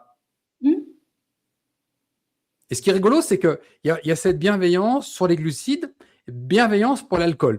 Si tu remplaces ces mots-là par cocaïne, par exemple, je ne sais pas, moi, tu dis « Oh, allez, pépé, un petit rail de cocaïne, ça ne te fera pas de mal. » Tu vois, tout d'un coup, ça devient choquant. Mais qu'est-ce que fait la cocaïne, par exemple, sur un organisme humain? Concrètement, factuellement parlant, qu'est-ce que ça fait? Et qu'est-ce que fait l'alcool sur un organisme humain? Tu as les autorités françaises et les autorités au niveau international de l'ONU qui ont publié des rapports. J'ai déjà publié il y a longtemps, je me suis appuyé sur ces rapports-là, qui te parlent tranquillement en France de 40-50 000 morts liées directement à l'alcool. Personne n'a pensé à l'interdire. Hein. Pourtant, tu as d'autres drogues qui font beaucoup moins de morts qui sont interdites, elles. Donc, on a cette bienveillance sur l'alcool qu'on n'a pas sur d'autres drogues. Dans le classement de Nations Unies, l'alcool est la drogue numéro 1 dans le monde en termes de mortalité. Oui. Et tout le monde s'en fout. Mais on a une bienveillance. C'est tellement facile de s'en procurer. Alors certes, en soi-disant, on ne vend pas aux mineurs, mais bon. Non, mais je ne suis pas pour interdire, moi. Je n'ai pas de problème. Je suis pour la liberté. Par contre, il ne faut pas donner des informations qui sont des mensonges. Par exemple, au niveau des médecins, au niveau des autorités. Les Américains, par exemple, dans leur nouvelle directive nutritionnelle, ils ont simplement dit alcool le moins possible. Bon, ben voilà, moi, c'est pas idiot, ça. Tu donnes pas de seuil. Il n'y a pas de seuil santé sur l'alcool. Le bon seuil, c'est 0. Bon. Donc, partant de là, tu dis en tant qu'autorité de santé, consommer le moins d'alcool possible. Au moins, c'est honnête. Oui, mais je pense qu'on va y arriver, puisque maintenant, c'est ce qu'on fait pour les femmes enceintes. Ça y est, enfin, depuis quelques années, on dit aux femmes enceintes, c'est 0 alcool. Même pas la petite coupette de champagne, non. 0 tolérance. Donc, peut-être que petit à petit, ça va s'étendre. Ça serait bien qu'il y ait un peu un réveil là-dessus. Honnête, moi, je ne suis pas pour interdire ou réglementer. Je suis vraiment pour la liberté. Il y a des gens qui sont des vignerons, de très bons vignerons depuis des siècles dans leur famille. Ok, il y a des gens, ils aiment bien boire leur verre de vin le dimanche pour leur pas de famille. Moi, ça me va très bien. Là où j'ai un problème, c'est quand on essaie de donner des vertus santé à ça. C'est pas vrai. Oui, c'est ça. De toute façon, pour plein de trucs, c'est la dose qui fait le poison. Hein. Aussi. Et puis la qualité, on sait, je ne vais pas en parler aujourd'hui encore, mais les produits phytosanitaires, c'est problématique. On les a d'ailleurs dans d'autres catégories d'aliments. Les produits phytosanitaires, c'est un problème. Les gens ne s'imaginent pas. Tiens, d'ailleurs, petite anecdote. Comme moi, j'ai suspendu ma consommation d'alcool les premières années où j'étais vraiment en céto très strict. Après, je prenais de temps en temps un apéritif le week-end quand il y avait des repas de famille. Et bah, du coup, depuis, je pense que je suis allergique au sulfite. Parce que dès que je bois un verre, je deviens toute cramoisie sur les joues. Alors, ça dépend, il faut regarder vraiment la composition. Les sulfites, il y a des alcools qui n'en ont pas, il y en a qui en ont beaucoup. Dans le vin, tu en as tout le temps. Hein. Ça dépend. Il y a eu des analyses qui ont montré qu'on pouvait faire sans. Mais et puis, il y a aussi des problèmes de réaction aux histamines. Le syndrome des... Mais j'ai plus le terme en français. Des cellules mastocytaires. Ça peut induire ce genre de choses. Il faut regarder en détail. Je sais pas, moi j'avais des copains vignerons justement qui m'avaient dit oh ça tu dois réagir au sulfite. Dans les vinaigres, t'en as aussi. Bon, ça... Non, mais c'est vraiment problématique parce qu'il y a une vision sur l'alcool qui est aujourd'hui problématique. On veut donner des vertus à la consommation d'alcool et en particulier de vin santé qui sont une fraude. Il n'y a pas d'autre mot. Et pour les glucides, c'est pas mieux. Si tu veux, aujourd'hui, tu as une telle désinformation que montrer une assiette de pâtes avec un peu de sauce tomate à quelqu'un, on va te dire ah ouais, mais c'est santé, c'est des sucres lents. Oui, bah oui, oui, ça Ok. c'est sûr. Non, bah non, c'est pas ça. Donc on part de tellement loin. Si tu veux, aujourd'hui, on est dans une société où il n'y a pas de, il y a plus de savoir. C'est des croyances. Les gens y croient, mais ils savent rien. Et comme c'est partagé par tout le monde, bah, ça devient un dogme, une vérité absolue. Oui, ça c'est dur de casser ça.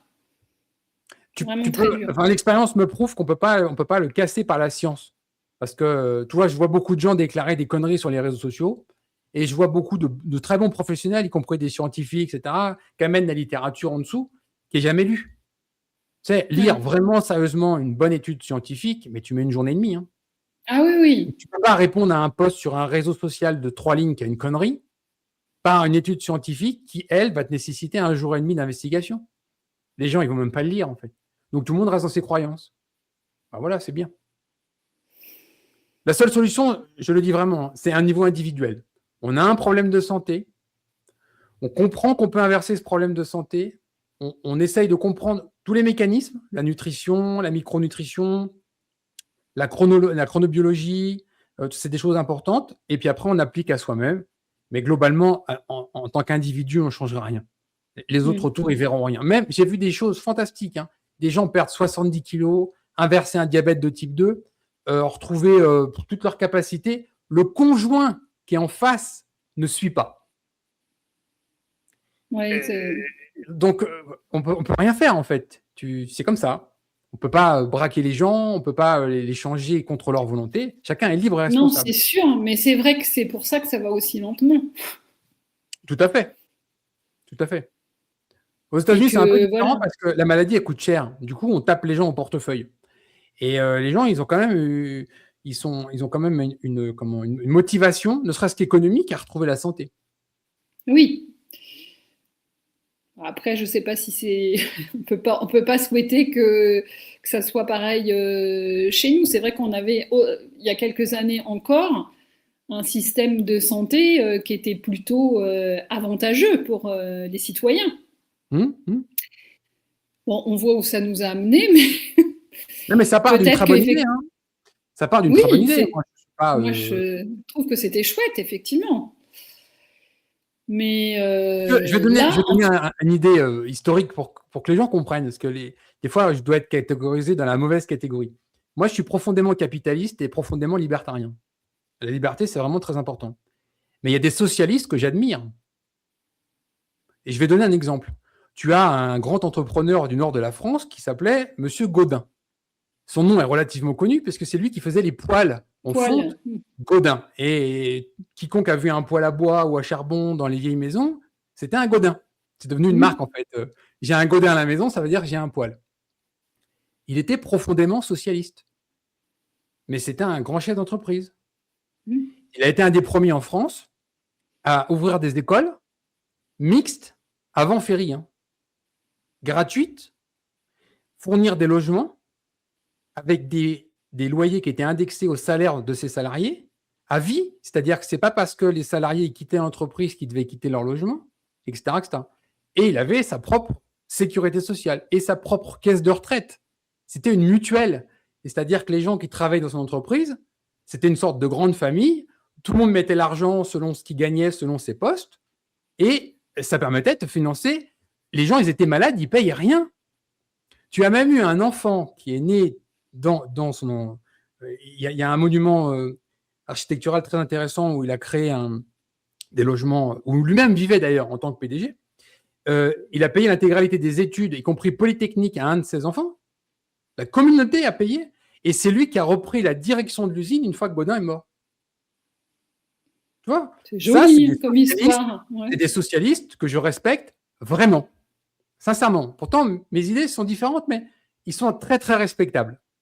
Mais quand je vois, par exemple, l'ancien ministre du budget français, où il est en photo, lutte contre la fraude fiscale, et qui se retrouve avec des comptes en Suisse non déclarés et de l'argent de Pfizer pour financer le Parti socialiste, il y a un problème. C'est ce que les Français ne comprennent pas. C'est que l'industrie pharmaceutique, aujourd'hui, elle est totalement liée avec les politiciens. Et quand vous avez une molécule qui est mise sur le marché et qui est remboursée par la Sécu, ce n'est pas parce que c'est une meilleure molécule pour vous soigner, c'est que c'est juste une molécule qui ramène un fric de dingue et qui est payée par la sécurité sociale. Et là, je suis contre ce système, parce que c'est un système de corruption généralisée. Les politiciens, les systèmes de soins, on l'a vu, par exemple, tu as l'ancien directeur d'Eli Lilly, Suède, qui a écrit un livre magistral là-dessus, où il explique comment ils arrivent à corrompre les scientifiques et corrompre les autorités politiques pour assurer le remboursement de leurs nouvelles molécules, y compris des molécules mortelles. C'est marqué noir sur blanc dans son livre. C'était lui le PDG d'Eli Lilly en Suède. Ouais. Tu vois ? Ça fait froid dans le dos, franchement. Et c'est la réalité. Aujourd'hui, la sécurité sociale, elle n'est pas là pour votre santé. Elle est juste là pour prendre votre argent et le redistribuer. Les choses qui sont utiles pour votre santé ne sont même pas remboursées en France. Et on vous rembourse des choses qui vous tuent à petit feu. Et qui coûtent une fortune. Voilà. C'est pour ça que je suis en pétard contre tout ça. Bah oui, on l'est tous. Hein. Enfin, en tout cas, tous ceux qui ont compris qu'il y avait une autre voie. Oui, c'est un vrai problème. Et c'est pour ça que, en plus, globalement, les gens ont de moins en moins de pouvoir d'achat en France, donc ils ne peuvent pas se permettre d'avoir 800 € de supplément par mois. Et de l'autre côté, on va très bien leur rembourser une chimiothérapie à 13 000 qui ne sert à rien. Hein ? Oui. Je me rappelle, souviens-toi, il y a quelques années, il y avait une pétition nationale parce qu'une chimiothérapie était déremboursée contre le cancer du sein. Et il y avait des associations qui avaient milité en disant « c'est une honte, blablabla ». Quand tu regardes l'étude, que tu regardes le groupe placebo versus le groupe qui recevait cette chimiothérapie, il y avait 1% d'écart. Nul. Quand tu vois la taille du groupe, c'est nul. En gros, ils auraient été priés à l'église, ou ils auraient bu de l'eau bénite ou du Coca-Cola, c'était la même chose. Sauf que ça a fait la fortune du laboratoire qui l'a mis sur le marché. Voilà. Ouais, et ça, de scientifiques, Didier Raoult et d'autres, qui t'expliquent que les grands essais double aveugle, randomisés, etc., sont juste là pour valider et faire rembourser des médicaments qui ne servent à rien. Bah écoute, espérons que petit à petit, il y ait quand même de plus en plus de gens qui prennent conscience, qui s'instruisent, qui s'éduquent, et que finalement la boule de neige devienne un peu plus grosse à chaque fois. J'ai espéré ça depuis 2013. Malheureusement, c'est l'inverse qui se passe. Donc la solution, c'est toujours la même. C'est au niveau individuel. Au niveau individuel, on peut apprendre, on peut comprendre, on peut agir. Mais au niveau collectif, j'y crois pas un instant. Là. On est dans un système tellement corrompu, au niveau systémique, que je ne vois pas de changement possible. Voilà. On a la science, on a les témoignages, on a beaucoup de matériel et de molécules disponibles dans le monde entier. Malheureusement, aujourd'hui, on ne peut plus compter sur les médecins pour nous accompagner quand on en a besoin, ce genre de choses. Un exemple bête encore que je vais donner pour illustrer, juste pour montrer la stupidité du système. Il y a une personne qui était diabétique depuis 20 ans qui m'a contacté en me disant « Moi, je veux bien témoigner, diabétique de type 2 depuis 20 ans, pompe à insuline, passée en keto depuis 2 ans, elle n'a plus aucun besoin d'insuline. » C'est logique, puisque tes besoins d'insuline sont réduits de 4 ou 5 quand tu passes en keto. Et donc, comme elle était que diabétique de type 2, sa production endogène d'insuline était largement suffisante. Il n'y avait plus besoin d'injection d'insuline. Elle ne trouve pas de médecin pour déprescrire la pompe à insuline. Alors qu'il n'y a plus besoin d'insuline à injecter. Tout ça. Et les médecins répondent « Je n'ai jamais vu de patient à qui on déprescrit une pompe à insuline parce qu'il n'y a plus besoin. » Voilà, on en est. Donc, je laisse les gens juger, mais c'est tellement idiot comme situation.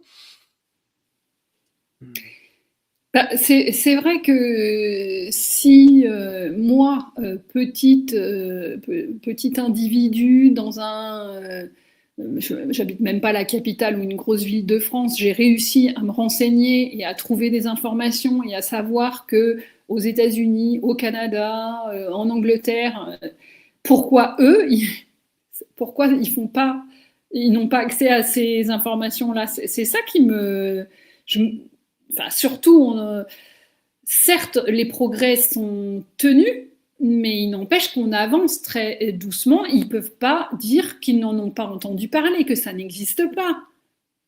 Ah si, Enfin, je si, sais ils peuvent, pas. il n'y a pas de problème. Ils ne sont pas au courant, en fait. Les Français sont très nombrilistes. Tout ce qui n'a pas été fait et produit en France, ça n'existe pas. Et j'ai publié un article récemment qui s'appelle, j'avais même publié une vidéo que vous pouvez trouver sur la chaîne YouTube, pourquoi s'en passer au régime cétogène, ce grand oublié de la médecine. Et j'explique, chiffre à l'appui, le retard français. Ne serait-ce que, par exemple, sans parler des États-Unis, c'est toujours loin, mais ne serait-ce qu'avec le voisin italien.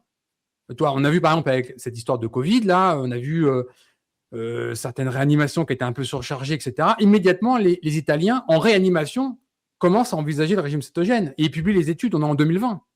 Mhm. Les Français, rien, en 2026, ça les intéresse toujours pas. Hein. C'est Oui, des Italiens, oui. ils sont juste à côté.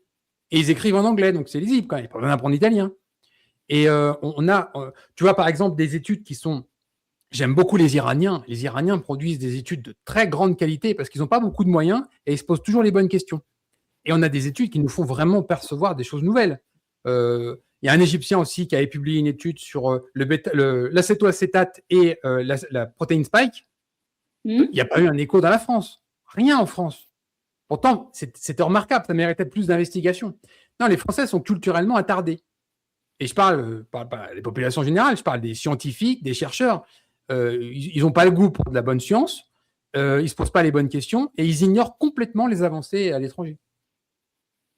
Quand je te dis qu'Alzheimer, par exemple, a été inversé en Chine en 24 heures, il y a une opération chinoise qui commence à se faire massivement. Il y a déjà 80 personnes qui ont été opérées. En 24 heures, il y a une récession des symptômes d'Alzheimer. 24 heures. C'est de la plomberie, en fait. Est-ce que tu as vu une ligne dans la presse française sur ces sujets-là? Rien. Ah non, absolument pas. Oui. Quand je dis que le diabète de type 1 s'inverse, personne n'est au courant. Quand je dis que le diabète de type 1 se stoppe, c'est une maladie évolutive, maladie du système immunitaire, ça s'arrête, ça se bloque rapidement. Non, en France, les gamins qui ont 10, 12, 14, 15 ans, à qui on décèle un diabète de type 1, on les laisse se détruire complètement les îlots pancréatiques pour qu'il n'y ait plus de ces peptides qui soient produits et à la fin, totalement dépendant d'insuline. Oh, ça s'arrête. Un feu, ça s'arrête. Ben, ça aussi, ça s'arrête. Ils ne sont pas au courant en France. Il n'y a même pas, les endocrinologues ne sont même pas, les diabétologues ne sont même pas au courant de l'inversion du diabète de type 2.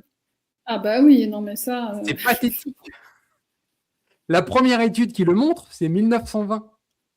Ici, aux États-Unis, on a Virta, qui est une entreprise qui a évalué environ à 40 milliards de dollars, qui inverse massivement le diabète de type 2 grâce au régime cétogène. C'est remboursé par les assurances santé. En France, ils ne sont pas au courant. Qu'est-ce que tu veux faire?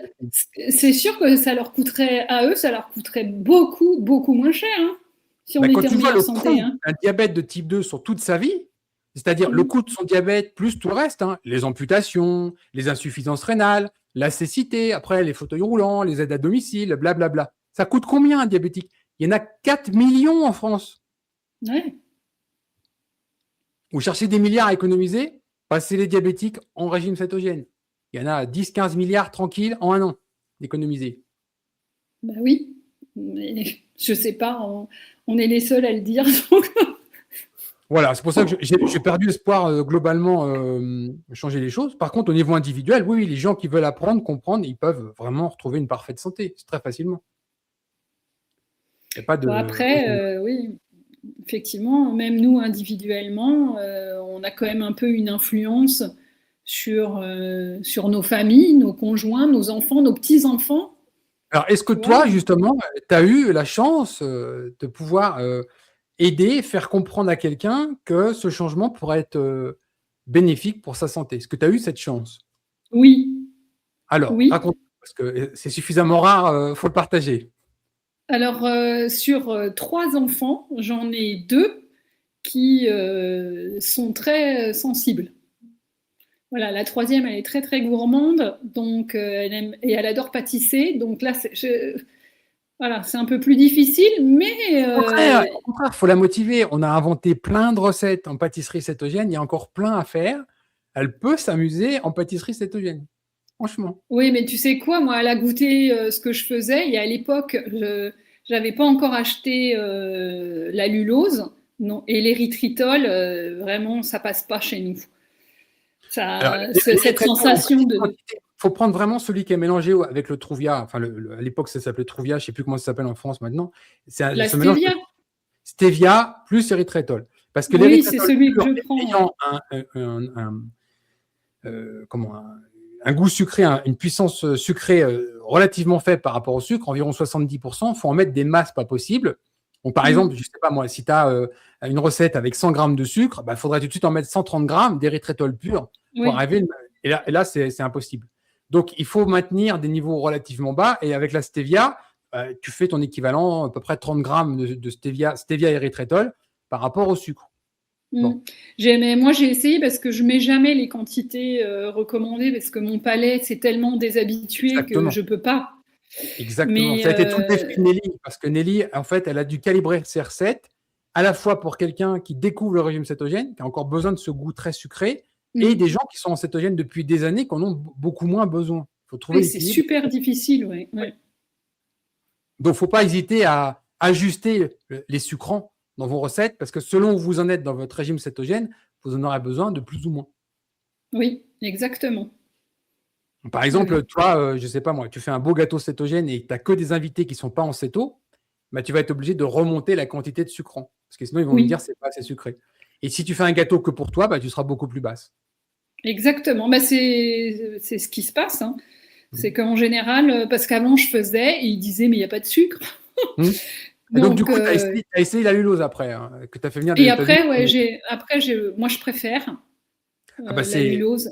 On l'a dit il y a longtemps, on l'a dit dans la Céto Academy en 2017, où je présente nos paquets d'allulose qui étaient les premiers qu'on avait en Europe. Je rappelle que la lulose n'a toujours pas d'autorisation de mise sur le marché en Europe à cause de vos abrutis de politiciens européens qui l'interdisent toujours. Et donc, il y a certaines personnes qui prennent le risque de l'importer de l'étranger, c'est ce qu'on a fait nous, en particulier des États-Unis, avec le risque de se le faire prendre à la douane. Le risque existe toujours. Bon. Oui. Mais sinon, techniquement parlant, c'est la vraie alternative au sucre. Oui. Ça devrait être disponible partout, bien sûr. C'est vraiment une belle alternative et en plus, je trouve que les produits que tu fabriques avec, ils ont une durée de vie supérieure en qualité. Parce que moi, je trouve que souvent les pâtisseries céto, et surtout à base d'érythritol, je trouve que si tu les manges pas assez vite, gustativement, c'est plus ça. Oui, non, mais la lulose est très différente. C'est pas, il n'est pas du tout à comparer avec tous les polyols, donc maltitol, xylitol, érythritol, etc. C'est une autre classe et ses qualités à la fois mécaniques et gustatives en pâtisserie sont vraiment très différentes. C'est pour ça que c'est un vrai scandale que ça ne soit pas disponible en Europe, que les Européens n'y aient pas accès.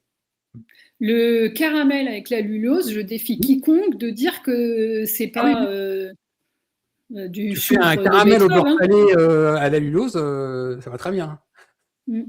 C'est vrai.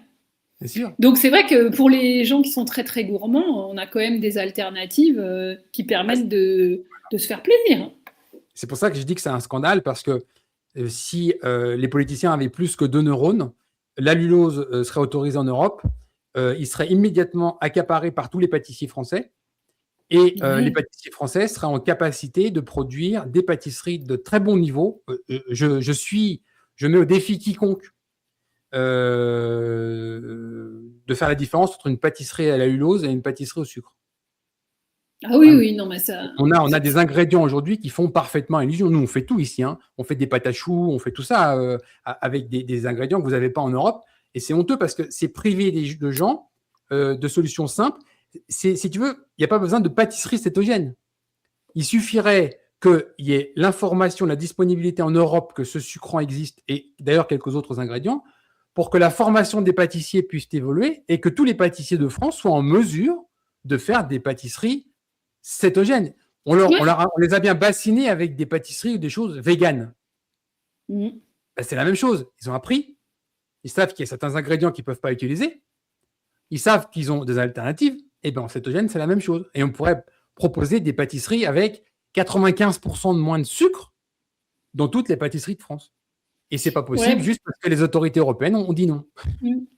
Voilà, alors on a quand même quelques pâtisseries qui font des efforts, hein, et qui voilà, sont des pâtisseries à IGEBA. Il y en a 2, 3 de connues maintenant, mais c'est Mais pas les débats, ça suffisant, va quoi. pas assez loin et je trouve que ça Oui, brouille un c'est peu pas suffisant, c'est pas la suffisant. problématique parce que 130 grammes de glucides à un indice glycémique bas, pour moi, c'est pas santé. Hein. T'es pas en Ah oui, cétose. oui. D'autant que, voilà. N'inverse pas un moi, diabète avec des pâtisseries à IGBA. Hein. Ça marche pas. Hein. Mm. Bah oui, c'est sûr, hein. C'est une bonne intention, mais ça va pas assez loin. Voilà. Ça a bien marché. Il y a eu quelques livres qui ont bien marché, indice glycémique bas en France, mais ça perdure plus qu'en France. Ailleurs dans le monde, c'est tombé. Hein. Tu parles d'indice Bah glycémique aux Américains, s'en foutent ben un ouais, peu. mais Quoi. parce que ça aussi, c'est compliqué. Parce qu'il faut que tu tiennes compte de l'index glycémique, mais de l'index insulinique. Oui, mais Enfin, justement, en plus, qui n'est pas mesurable en laboratoire, puisque ça va être différent chez chaque personne. Donc c'est de la théorie encore. Dans la oui, pratique, c'est ça de la marche. théorie. Ouais. Et moi, je trouve que les gens, ils s'y perdent quand tu essayes d'expliquer. Bien sûr. Non, mais ça, je l'ai dit dans la Céto Academy, je l'ai rappelé dans nos livres, je crois, dans Bonjour Keto, les régimes à un index glycémique bas, poubelle. C'est pas Mm. comme ça que vous inverserez une arthrose, que vous lutterez contre un cancer, que vous inverserez une obésité, que vous inverserez un diabète de type 2. Ouais, et puis en plus, tu vois, pour revenir à ça et aux pâtisseries IGEBA, souvent, ils utilisent du sirop d'agave. Oui. Alors ça, c'est génial. C'était génial Voilà. parce que j'ai beaucoup de respect pour David Servan-Schreiber. David Mm. Servan-Schreiber, médecin, lui-même touché par, à la base, un cancer du cerveau de grade Cancer, ouais. 3 qui s'est Mm. terminé en glioblastome de grade 4 et qui l'a tué. Que dans son livre Anti-cancer, il tourne un peu autour des glucides. Il comprend que les glucides nourrissent le cancer parce qu'il a lu Warburg, etc. Et il propose en alternative le sirop d'agave. Mais le sirop d'agave, c'est du fructose. Bah oui. Et donc le fructose, il est vraiment problématique. Par exemple, le fructose est à l'origine des cancers du pancréas. C'est bien documenté, ça. La première étude qui met ça en avant, c'est 2012. Depuis, c'est bien documenté. Personne n'en parle dans la presse. Mais le lien entre le fructose et le cancer du pancréas est direct. Hein. Ouais, ouais. Et les niveaux sont très bas. Donc tu ne peux pas dire que ça, c'est un sucre en santé. C'est une arnaque. Bah pourtant, ça, c'est encore bien présent, hein, dans l'esprit des Ah oui, gens. mais les demeurés de journalistes qui répètent ça en boucle, oui, bien sûr. Mais si vous allez lire la littérature scientifique, vous allez comprendre que non. C'est comme les gens qui te disent moi, je prends du sucre complet ou du sucre de coco, c'est meilleur que le sucre blanc. C'est du sucre. Voilà. C'est une On est molécule de d'accord. glucose avec du fructose, c'est du sucre. Voilà. Ah, mais de Ou l'autre les côté, gens qui. pour aller plus loin, tu as encore des gens qui ne comprennent pas que les pâtes, c'est du sucre. Oui. Ils ne comprennent pas que l'amidon des pâtes ou l'amidon du pain, c'est une chaîne de glucose. Et que notre amylase va casser cette chaîne pour en faire du glucose. Le même Glucose. glucose qu'on a dans le sucre, qui est moitié fructose, moitié glucose, ou du sirop de glucose. Par exemple, tous les pâtissiers pâtissent en France avec un sirop qui s'appelle un sirop de glucose. C'est un sirop transparent. Le sucre inverti. C'est un peu ça, mais c'est encore autre chose. Sirop de glucose qui est fabriqué, par exemple, chez Tet Line, à Nesle, dans le nord de la France, avec du blé. Parce que le blé, c'est de l'amidon, et avec l'amidon, on fait du glucose. Et on fait du sirop de glucose pour les pâtisseries. Voilà. C'est pas très différent. Vous avez du sirop de glucose dans une pâtisserie qui a été fait avec de l'amidon, du blé, et c'est le même amidon du blé que vous mangez sous forme de pain ou sous forme de blé dur pour les pâtes. Voilà. Et quand tu dis ça, la nutritionniste, ah ben non, il n'y a pas de sucre dans les pâtes. Malheur.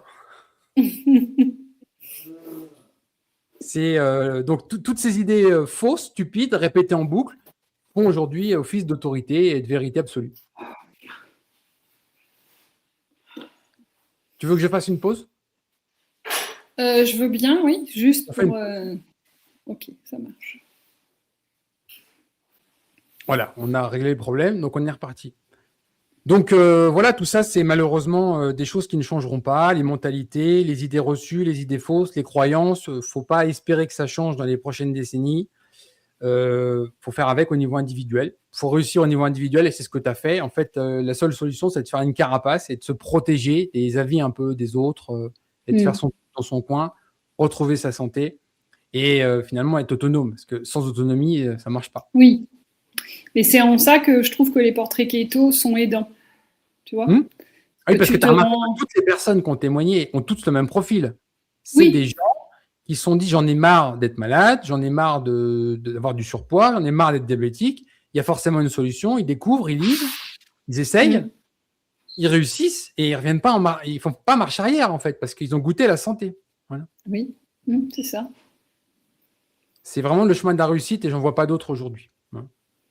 Mais c'est vrai que c'est bien pour les toutes petites périodes de doute de te dire ah mais oui c'est vrai j'ai vu ça, il avait eu ça comme difficulté, tu te sens moins seul quoi. Alors si tu devais nous résumer tes un peu plus de 5 ans en régime cétogène et l'évolution, comment tu résumerais ça? Parce qu'au début, tu as commencé avec une certaine vision, puis finalement, d'après ce que je comprends entre les lignes, tu as plutôt simplifié aujourd'hui. Oui. Je suis vraiment revenue à une alimentation la plus brute possible. Et bizarrement, je n'ai pas l'impression, en tout cas moi, de perdre le plaisir gustatif. Alors, comme tu disais, des fois, c'est dur si tu partages sur les réseaux sociaux ou si tu veux faire des recettes, c'est dur de faire des belles photos. Parce qu'elles sont très simples. C'est clair. Mais il n'empêche que, d'abord, finalement, ça t'enlève aussi une charge mentale, parce que ça va vite, c'est bon, c'est simple et c'est sain.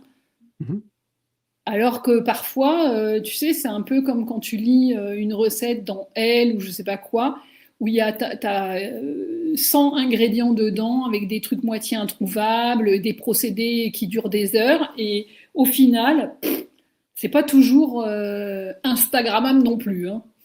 Donc en fait, maintenant, grâce à l'IA et les fausses photos, les gens ne verront plus la différence entre une vraie et une fausse.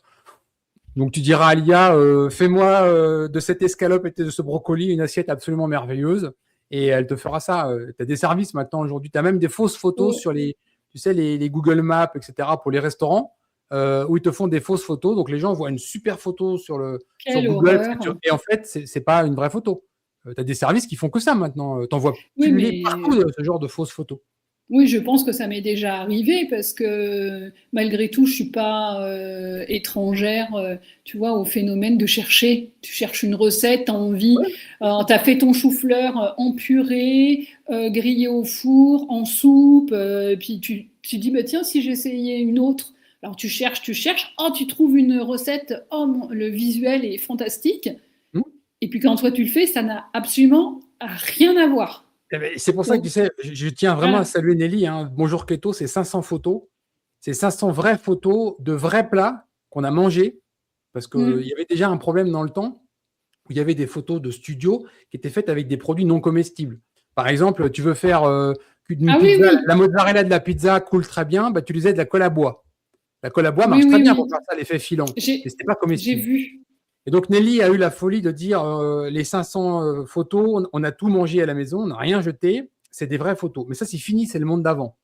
Maintenant, tu avais déjà de fausses photos qui étaient faites avec des ingrédients non comestibles. Mais alors maintenant, c'est pire, c'est l'IA.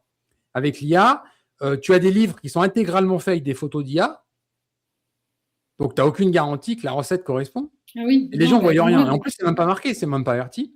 Tu as des photos faites avec l'IA sur les Google Maps, etc., pour trouver un restaurant, c'est des faux plats.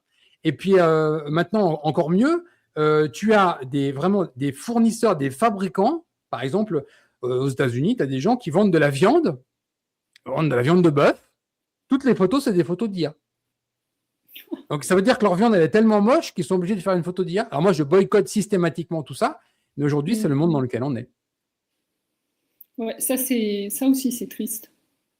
Donc, faut pas faire de photos, faut pas utiliser Instagram. Tu fais tes belles assiettes chez toi, tu manges et tu retrouves ta santé. Et ça suffira bien. Donc, simplicité, c'est le maître mot, je pense, de ton évolution sur Oui. 5 ans. Hein. Ah oui, oui. Et alors Complètement. aujourd'hui, grosso modo, comment tu t'organises et tu es resté sur 3 repas, 2 repas par jour? Comment tu organises ta vie Alors, cétogène? ça dépend complètement. En fait, je suis très à l'écoute de mes sensations. Donc, je peux passer plusieurs jours à 3 repas. Comme, alors, en général, comme quand je jeûne plutôt le soir. Mhm. Donc, ce qui fait qu'en général, parce que le petit déjeuner, j'y tiens. C'est important. Et souvent, d'ailleurs, j'ai faim quand même le matin. Donc, je prends le petit déjeuner. Mais le dîner, non, pas forcément. Mais il peut m'arriver, oui, de passer des semaines avec mes 3 repas. Hein. Je fais rarement de homade, par contre. Mhm. J'ai l'impression que mon corps aime pas trop. Mhm. Je me sens pas particulièrement mieux avec ça. Oui, je suis vraiment à l'écoute. J'ai faim, Mhm. je mange. Je m'assure que c'est une faim réelle, hein, bien sûr, parce que ça aussi, il a fallu que je me détache des horaires et des habitudes sociales. C'est l'heure de manger, on mange 3 fois par jour. Hein. Voilà, donc je suis très à l'écoute et ça se passe super bien. Très bien. Le homard, il ne faut pas forcer non plus. Les hommes ont plus de facilité que les femmes. Ça tient souvent à la capacité à faire un gros repas, que les femmes ont moins. Oui, exactement. Moi, j'ai du Voilà. mal. Et les hommes ont plus cette facilité, les femmes moins. Il ne faut pas forcer, ça ne sert à rien, ce n'est pas une religion. Hein. Homard, hein, c'est pour rappel, pour ceux qui ne se connaissent pas, c'est un repas par jour, hein, one meal a day. Et donc, il ne faut pas forcer. Si tu le fais sur deux, c'est bien. Si c'est sur trois, c'est bien. L'idée, c'est quand même de manger le moins possible le soir. Hein. Donc, comme tu fais le matin, c'est très bien aussi. Souvent, les gens qui n'ont pas faim le matin, c'est des gens qui sont désalignés au niveau circadien. À partir du moment où, au niveau du sommeil, ils se retrouvent réalignés au niveau circadien, ils ont de nouveau faim le matin. Voilà, les gens ont l'habitude de dire non, mais moi, c'est comme ça, c'est une habitude. Oui, mais c'est une mauvaise habitude. Moi aussi, avant, je ne déjeunais pas, je partais avec un café. Mais ce n'est pas sain, c'est une connerie. Et donc, quand on se réaligne au niveau circadien, eh ben, on retrouve naturellement l'appétit le matin. Voilà. Alors, il y en a, ils font un gros repas le matin.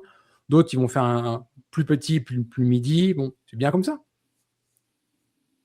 Voilà, et au niveau familial, c'est très facile, parce qu'en fait, je fais pareil pour tout le monde, sauf que eux, je leur rajoute, s'ils veulent un peu de féculents à côté, ben, ils se font leurs féculents à côté.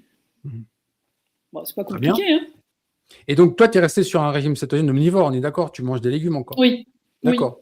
Ok, mais c'est facile du coup. Donc, en gros, ça ressemble à quoi on va dire une journée type? Quel type d'aliments tu manges? Est-ce que tu es plutôt, par exemple, sur du bœuf, du porc, du poulet? Qu'est-ce que tu manges? Tout. Et tu varies. Oui, je varie, effectivement. Alors, on mange peut-être un tout petit peu plus de bœuf, parce que par goût, hein, on adore ça. Et qu'on mange à la fois cru et cuit. Mais sinon, oui, on mange de tout. On mange de l'agneau, du porc, du poulet, de la pintade, du canard, du poisson blanc, du poisson gras. Ah oui, c'est assez varié. Et les légumes, en général, j'essaye d'acheter de saison. Donc voilà, en ce moment, on a beaucoup de poireaux, de choux, de petits navets, là. Voilà. Mais c'est vraiment simple. Et produits laitiers aussi? Oui, produits laitiers. Il n'y a pas d'intolérance particulière. Moi, je prends du lait entier. Hein. Alors, évidemment, il est UHT puisque je ne trouve pas autre chose ici. Mais je ne désespère pas. T'as même pas encore je me rappelle à l'époque en France, par exemple dans les Leclerc ou certaines grandes épiceries comme ça, tu as des fois des rayons locaux avec des producteurs locaux et c'est là que tu trouvais du lait cru ou des Moi, petites j'ai pas épiceries. vu. Ouais, ok. J'ai pas vu. Et là, depuis 1 an et demi, j'ai enfin trouvé du beurre au lait cru au marché. Ah oui. Et ils vendent pas de lait cru. Non. Ils vendent que le beurre. Je lui ai posé la question et elle m'a dit qu'elle allait voir ce qu'elle pouvait faire. S'il y a une vache qui traîne là, qui va donner son lait tout de suite. Non, mais déjà, Ouais. rien que le beurre au lait cru, j'ai l'impression que Ah, ça ça n'a n'a rien pas à l'air voir. Hein. Ça n'a rien à voir. Puis, c'est super bon, mais par contre, ça n'a pas l'air d'être très rentable pour elle. Elle n'a pas l'air d'en vendre énormément. Hein. Mais il n'y a pas vraiment de demande. Il faut dire la France, ça c'est comme l'alcool. Il y a une propagande qui a été faite contre les produits laitiers. Ça se passe pas bien, quoi. Hein. Donc, même ceux qui veulent essayer de faire de la qualité, etc., ils se retrouvent mis dans le même sac. Bon. Donc, les Et éleveurs, ils baissent les prix. Et après, c'est compliqué le lait cru. Le lait cru, en fait, pour un éleveur, c'est plus de travail. Parce oui, qu'il faut être vraiment très précis, il faut faire des mesures microbiologiques régulières, etc. C'est plus de soucis pour lui. C'est beaucoup plus simple d'envoyer ça à la pasteurisation. S'il y a même des germes dedans, on s'en fout, c'est pasteurisé. Alors que le lait cru, il faut faire très attention. ah oui, Donc, bien sûr. c'est une charge supplémentaire. Hein. Mm. Voilà, puis je mange du fromage aussi. Alors, peu de fromage de vache, Mhm. plutôt du fromage de brebis et de chèvre. D'accord. Est-ce que tu le tolères mieux aussi? Oui. Oui, oui, au niveau inflammatoire, je le ressens vraiment la Et différence. tu vois, ça, c'est typiquement encore le retard français, parce que si tu avais accès à des fromages Casina 2, par exemple, tu pourrais vraiment le mesurer. Oui, Et le problème, c'est que de la Casina 1, tu en as encore dans le brebis et dans le chèvre. Petite quantité, mais tu en as encore. petite quantité. Ouais. La seule chose où tu es sûr, chez l'animal, qu'il n'y a pas en France en tout cas, pas de Casina 1, c'est la bufflone. Si tu as un Oui, fromage, tu as des camemberts de bufflone, tu as des mozzarella de bufala, mozzarella de oui, bufflone. c'est ce que je mange. Oui. Voilà. Et c'est là, on est sûr que c'est de la Casina 2. Comme les Mm. Français sont le seul pays quasiment au monde à être incapable de produire des produits laitiers au lait cru à 2, ben, la seule alternative en France, c'est ça. Mm. Voilà. Donc, je comprends, réaction à la Casina 1, ok, très bien. Voilà, et puis on n'a pas parlé des œufs, mais les œufs, alors ici, la filière bleu blanc cœur, hein. Mm. Moi, bon, je les achète au marché, moi, mes œufs, mais en tout cas, pour les gens qui achètent en grande surface, moi, j'en ai fait plusieurs et j'ai pas vu cette filière hein, bleu blanc cœur. Ouais, mais même ça, je comprends, mais c'est vraiment pas l'idéal non plus parce que il y a des problèmes avec les oméga 3, les oméga 6, il y a des problèmes avec les oestrogènes, etc. C'est pas non plus. C'est compliqué. Hein. En France, trouver des œufs vraiment de qualité, à part avoir ces poules, c'est compliqué. Mm. Mais toutes les filières, hein, que ce soit la Belle Rouge, etc., c'est pas mieux. Hein. Donc, voilà. Alors, c'est clair que ça sera toujours mieux que les élevages en batterie, en cage, etc. Oui, Mais c'est quand même pas l'idéal.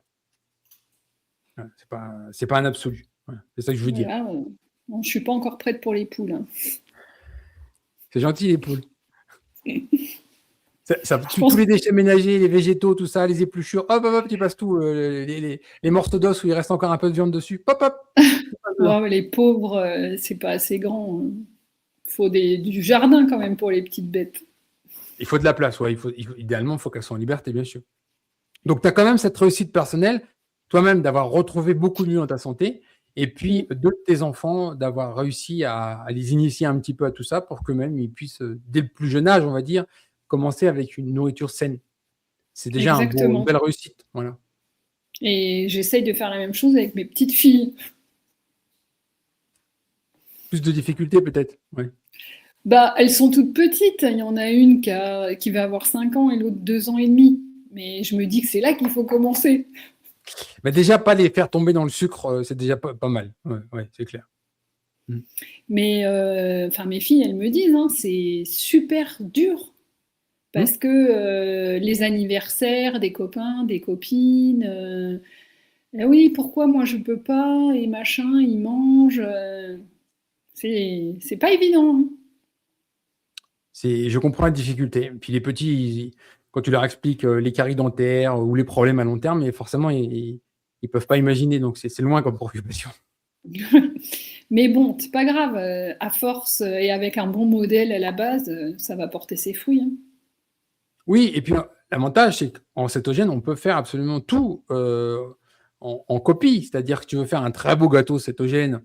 Nelly m'en a fait un dernier que j'avais commandé pour mon anniversaire. Là, et tu fais un très beau gâteau et tout le monde est content et personne ne voit rien. Quoi. Il y a pas, si tu ne l'étiquetes pas keto, et les gens ne vont pas s'offusquer. Ce sera juste très bon. Puis après, tu pourras Oui, leur dire, bah, en fait, c'était keto. Ah, bon, d'accord. Voilà. Mais c'est clair que quand les enfants ils baignent à la cantine, à l'extérieur, il y a les couples qui sont séparés où c'est que le père fait une chose, la mère fait une autre. Les vacances, tout ça, c'est compliqué, je comprends. S'il n'y a pas vraiment les deux parents motivés en permanence en keto derrière, c'est compliqué. Mais bon, de ce côté-là, ça va. Au moins, on est raccord sur l'alimentation vraie, brute, tu vois. Donc, c'est déjà une c'est grande pas partie mal. du problème. C'est clair. Et si tout le monde retournait déjà en cuisine avec des ingrédients bruts qui cuisinent, oula, les choses seraient déjà bien différentes. Eh ben, c'était un très bon témoignage. Veux-tu aborder d'autres points, peut-être des changements sur ton mode de vie à l'extérieur du régime? Par exemple, le sommeil, peut-être tu as changé des choses que tu as appris avec le temps qui t'ont aidé aussi? Alors, oui, effectivement, on a un peu abordé ça tout au long, mais j'essaie effectivement d'avoir un rythme régulier, une heure de coucher toujours la même. En général, je me lève à peu près toujours à la même heure. J'ai eu recours à la cohérence cardiaque pour, par exemple, me rendormir, parce que moi, j'étais surtout victime de réveils fréquents.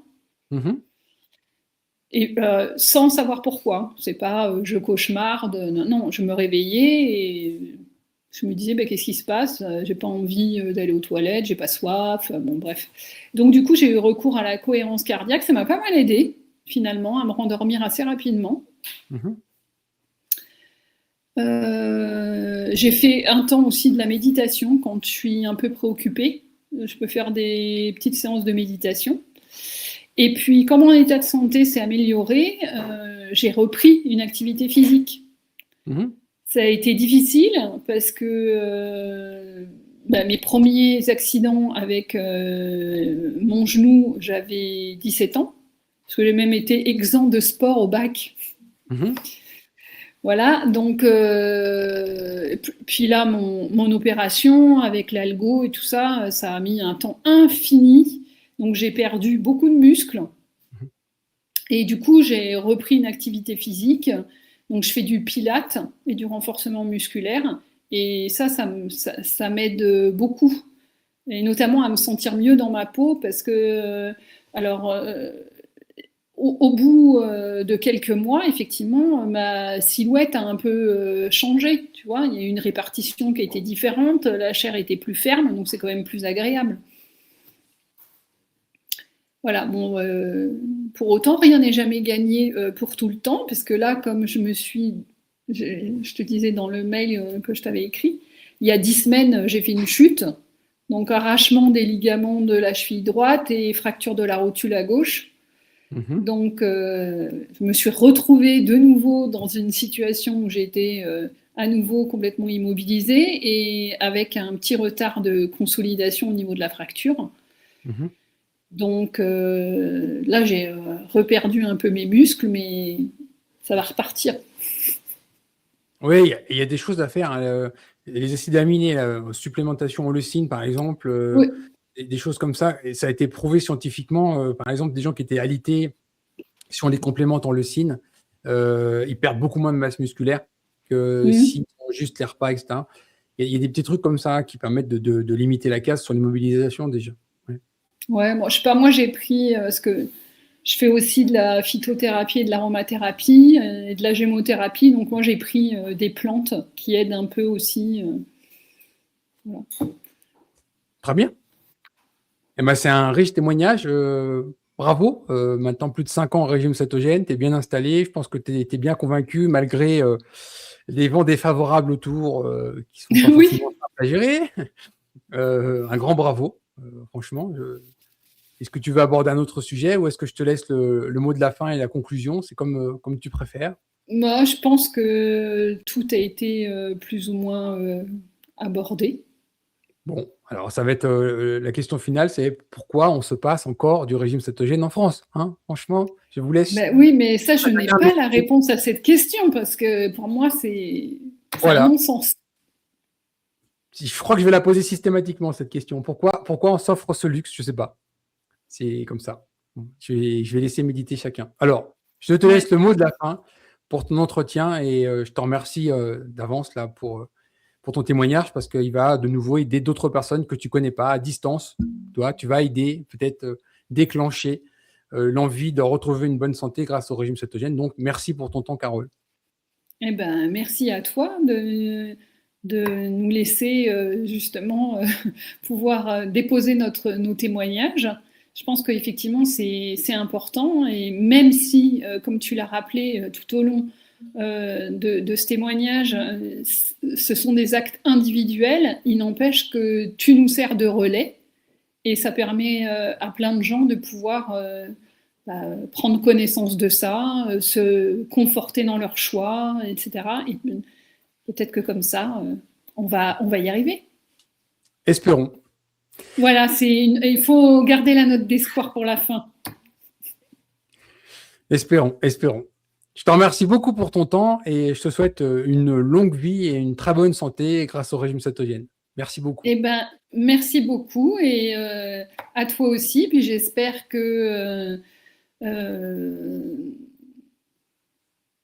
beaucoup de gens auront envie, surtout de découvrir ce style d'alimentation et qu'ils se rappellent qu'il y a une formation très complète pour pouvoir, parce qu'on n'a pas abordé ça ce soir, mais il n'empêche que cette formation m'a été très utile alors que j'avais déjà vos livres, tu vois. Mais il n'empêche que ça creuse bien et l'alternance petite vidéo plus support écrit, c'est vraiment très bien. Elle est vraiment très complète. Elle est bien découpée, bien faite. Moi, elle m'a vraiment été très, très, très utile. Ben, c'était le but, en fait. Tu vois, dès le départ, hein, notre but avec la Ceto Academy, c'était de rendre les gens autonomes. Donc, il faut donner toutes les informations. C'est ce que tu as pu bénéficier. Mais aujourd'hui, on est dans un monde où les gens ne veulent pas forcément apprendre. Ils ne veulent pas consacrer du temps à apprendre. Et puis, il y a aussi un biais naturel où on s'imagine dépenser 2 000 € pour apprendre à conduire ou avoir un permis de chasse. Mais ils s'imaginent qu'ils savent manger. Ils n'ont pas à apprendre à manger. Et il n'y a que ceux qui ont mis le nez dans la littérature scientifique qui comprennent qu'on ne sait pas, en fait. Oui, mais c'est dommage de perdre la curiosité.